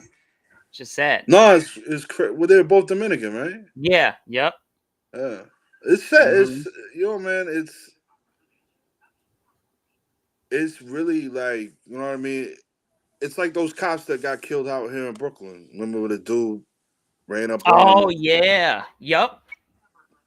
You know, it's really sad because it's like the cops in my precinct, like my zone, Yeah. they're all nice. I see him at the Yeah. pizzeria. You know what I'm saying? He's like, "Hey, how you doing?" You know, yeah, I'll chit chat a little bit. You know what I'm saying? Like, I don't have any. I'm not like 20 years old. I don't have malice intent where it's like on some NWA shit. You know what I mean? Like, Yeah. it's like Fuck the police, you're man. doing your job. You know what I'm saying? You're doing what you're supposed to be doing, and like you're protecting. And they're You know what not I'm saying? making a shitload of money either. And they're No, dealing with a bunch of crap. And they're yeah, not making money like that either. yeah. They're They're putting. just going to work every day. That's all. Yeah, Because I yeah. wonder what their real salary is. Not a lot. It's not like they're making a I fortune think being it's only police. like 30. I think it's only $35,000 a year. Yeah. I make more than that. Yeah. Come on, Mm-hmm. bro. Like, nah, man. They got to deal with Be some fit. crazy. I mean, I'm learning, like, my boss, like, his nephew just graduated the academy, and he's in his first zone. And so Mm-hmm. he got the luxury. He got moved to Howard Beach. So he's got Oh, he's good over there then. he's cool and calm. You know what I mean? There's nothing Yeah. on. Like he drives around the sergeant all day. They call And him what are the you sergeant. looking for over there? Like, Yeah, no, nothing's going on over there. So like the mafia's been dead for like 15 years yeah. over there. Like, you know, Like, so no, you know what I mean? There's petty shit. yeah, I like remember I my boss. wonder what you're actually dealing with over there, right? Like, I was in the car with my boss, and he was like, his nephew called like, "Yo, I got my first one. I got my first collar. I got him." And he was just like, "What'd he do?" He was like, he stole a bike. And he was just laughing at him. My boss yeah. was like, "That's it? He stole a bike? You didn't? That's not a collar." Like he was like, I mean, it is, but I mean, it's just like it's his first arrest, and I'm sure he's like Right. proud of it. But it's just like, Over a bike. yeah, He it's stole a just. scooter. Like, come on. Well, you got to remember this kid's like 20, 21. Yeah, he stole. What you remember that one? You was like, oh, he's going. You was like, I know people that they gonna get on. They gonna scoot on the skateboard. You was like, that shit. You was like, and I know people that do this, and then I know Yeah, people that get no, on. They yeah, go scoot on the skateboard. You was like, yeah. Some niggas might take your yo, shit. We have introduced Jared, so there's a whole nother universe that he didn't know existed. Well, I mean, you know people like that. Yeah, I know thugs, and I know people that go scoot on a skateboard. You're right. I knew some serious people, and then I know people that go to Astoria Park and they go on they're skateboarding all day, doing tricks Yeah, and popping wheelies. yeah, And shit. man. So You know, so I mean, I know some police officers. I know a couple of killers. I know, you know what I mean? Like I yeah, know some really cool people. I know a couple stock guys. I know people with doctorates, professional athletes. Like I yep. got friends of all, shapes, sizes, colors, and creeds and shit. I So know I people who pay child support, people who don't, people who's on the run, people who living comfortably. We know a bunch of people. A bunch of we. What did Jared? Hey, Jared saying he wants to come work for you. He wants you. He wants you to he hire don't him. want to come work for me. I'll be on his head. Would you? You know what? He might be a little too sensitive to work with you, right? I'm an asshole. Lisa will tell you I'm an asshole. Am I an asshole? I'm Yeah. terrible. I'm I just don't see that working out. I demand a lot. I'm demanding. And, you know, Jared, he's a I prima donna. I have high expectations, and if they don't get met, I Right. start As you aggravating. should. I think they noticed that at my job because I think they're like so impressed with me, but they were just like, "Yo, slow down a little," Right. because like it's not it's a marathon. It's not a race. It's not a So sprint. Right, yeah, right. Because you was chill out there out. shoveling that. You was knocking that snow out the first couple of hours. Then you was like, you was like, oh, hold Yeah, on. I'm moving too no. fast. Well, I mean, like I'm not even supposed to be doing it. I'm supposed to be just in the office, but I just go out and Yeah. help. So I don't like to. I don't. I won't because sometimes like you know how you trust people, but you know Yes. like you trust yourself a little bit better to get something done. Yup. So like I'll jump out there and I'll work side by side with them, and like they'll be like, "Yo, like you really do work," and I'm just like. What the fuck you think? I'm not even 40 years old. What do you think? I'm just gonna like No. sit on and tell you what to do? Some Now people I like have a do that too. question. Like at my job, right? As soon Mm. as snow starts coming down, they start panicking. All hands on deck. Da da da. Now, what if you just let that snow build up and then just throw a ton of salt over that shit? What would happen in I that can't regard? do that. It wouldn't work. I'm no, I'm learning that. I'm learning it now because my the COO. Uh huh. I'm getting kind of familiar with now, and he used to work at One Pen, and so he Okay. was explaining to me at one point. He was like, "Yo, like you know, snow removal was a big deal." He was like, "You got to be on it." And I'm like, I understand. You know what I'm saying? Like that's all I could really be like. Take what he said. Like last week, we did really good for the storm that we had, but it Mm-hmm. was still considered a failure because Really? yeah, you want to put salt down, and then it's gonna start snowing, but you start removing because what happens is the snow isn't the problem; it's what freezes underneath the snow. The ice.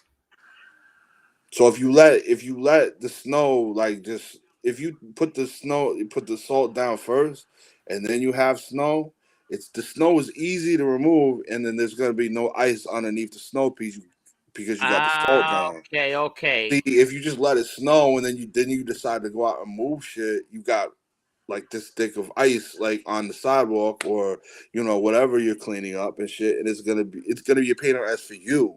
It's not even about the fact that like it's gonna what I mean, like it's simpler to do it that way in the process. It's more hard work for you to do. So Now, if you what put if the you salt just threw down first, salt on top? what? If you just threw a bunch of salt on the top of that shit and just after it snowed and you just went out there throw salt on top, what would happen? I You always know how wonder long about that that. shit will take to break up though? So it'll take a Cause, while. cause, cause what it is, and you have to think about it like this in the concept of this. And I know you don't really give a shit what I'm about to tell you. You really, But I, this is I, interesting. and I don't really give a shit either.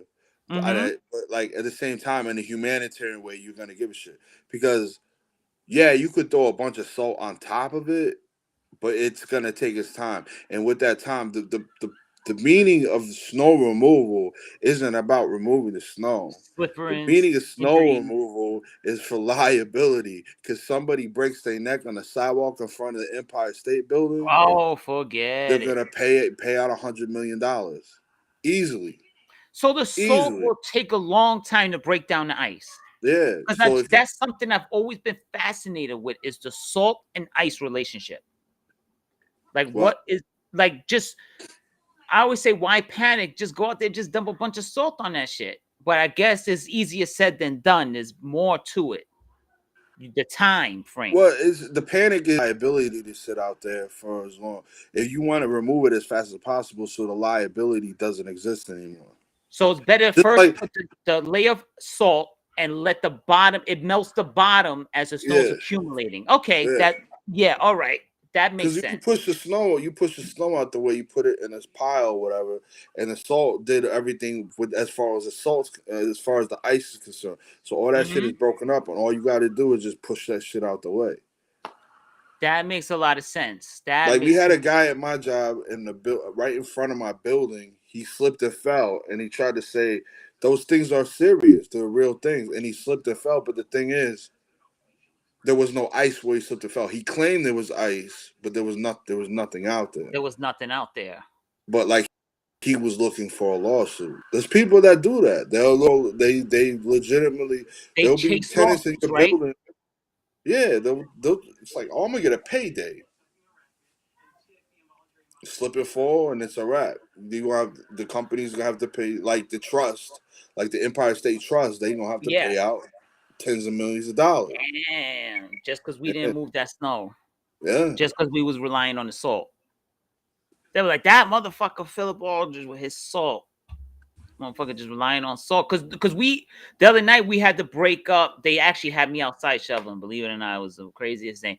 They had me outside shoveling, and Mm, they have those security barriers now. They have these big metal things, so you yeah, can't drive your car up to the job or whatever.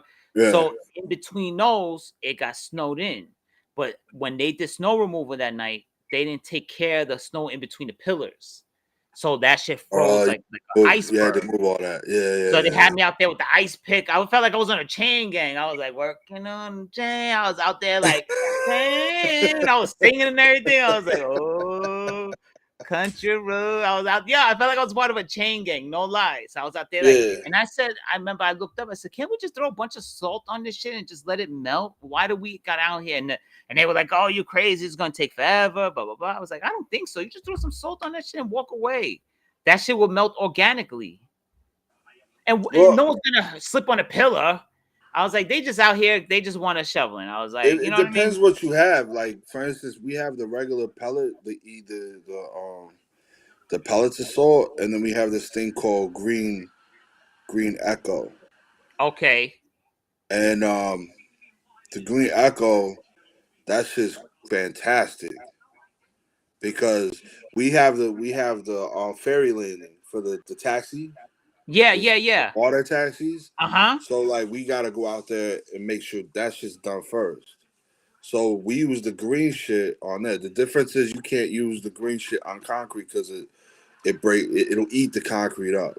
Yeah. But you could put it like on metal landings and you know what I mean, things like that. And And it that eats shit right just through the salt. that I mean the snow.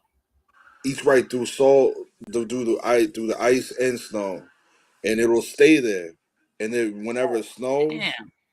it'll just be there. It'll just eat away anything that's there. And what happens? The salt itself gets activated. It turns hot, making contact with the ice. It turns hot or something like. I'm not necessarily sure. I don't really know how it works. I just know it just does what it's supposed to do. So. And it's a beautiful day about Another Shade of Blue. We talking sports, and then we get political for a little while, and then we turn almost into like a science, like Bill Nye, like the science guy show. Like now we're like the chemistry show. Like we're breaking down neurons and atoms and particles. Yeah, I don't know how that shit works. We're trying to get down to the bottom of what they call that. Like we're getting to. There's a word I'm missing. We're trying to get to the bottom of what the salt. What does the salt do to the ice once it makes contact? That's a question I'm gonna have to look up. Well, yeah, we have to answer that next week. Jared's like, this is not sports. End the show already. 3 hours. Because remember, he complains about the length too. 3 hours already. Is people even watching? No, we bored everyone out of here. We're done. We're done. We're done. I love you, my brother. I love you, Lisa. Love you too. Don't forget the resume. She's knocked out. Oh, she's knocked out. I got you. Thank you, my brother. I love you. Give it to HR tomorrow, so I got you. Don't Let me know if anything. All right, and man. I'll see you next week. I'll hit you up. All right, for sure. Love you, love bro. you, brother.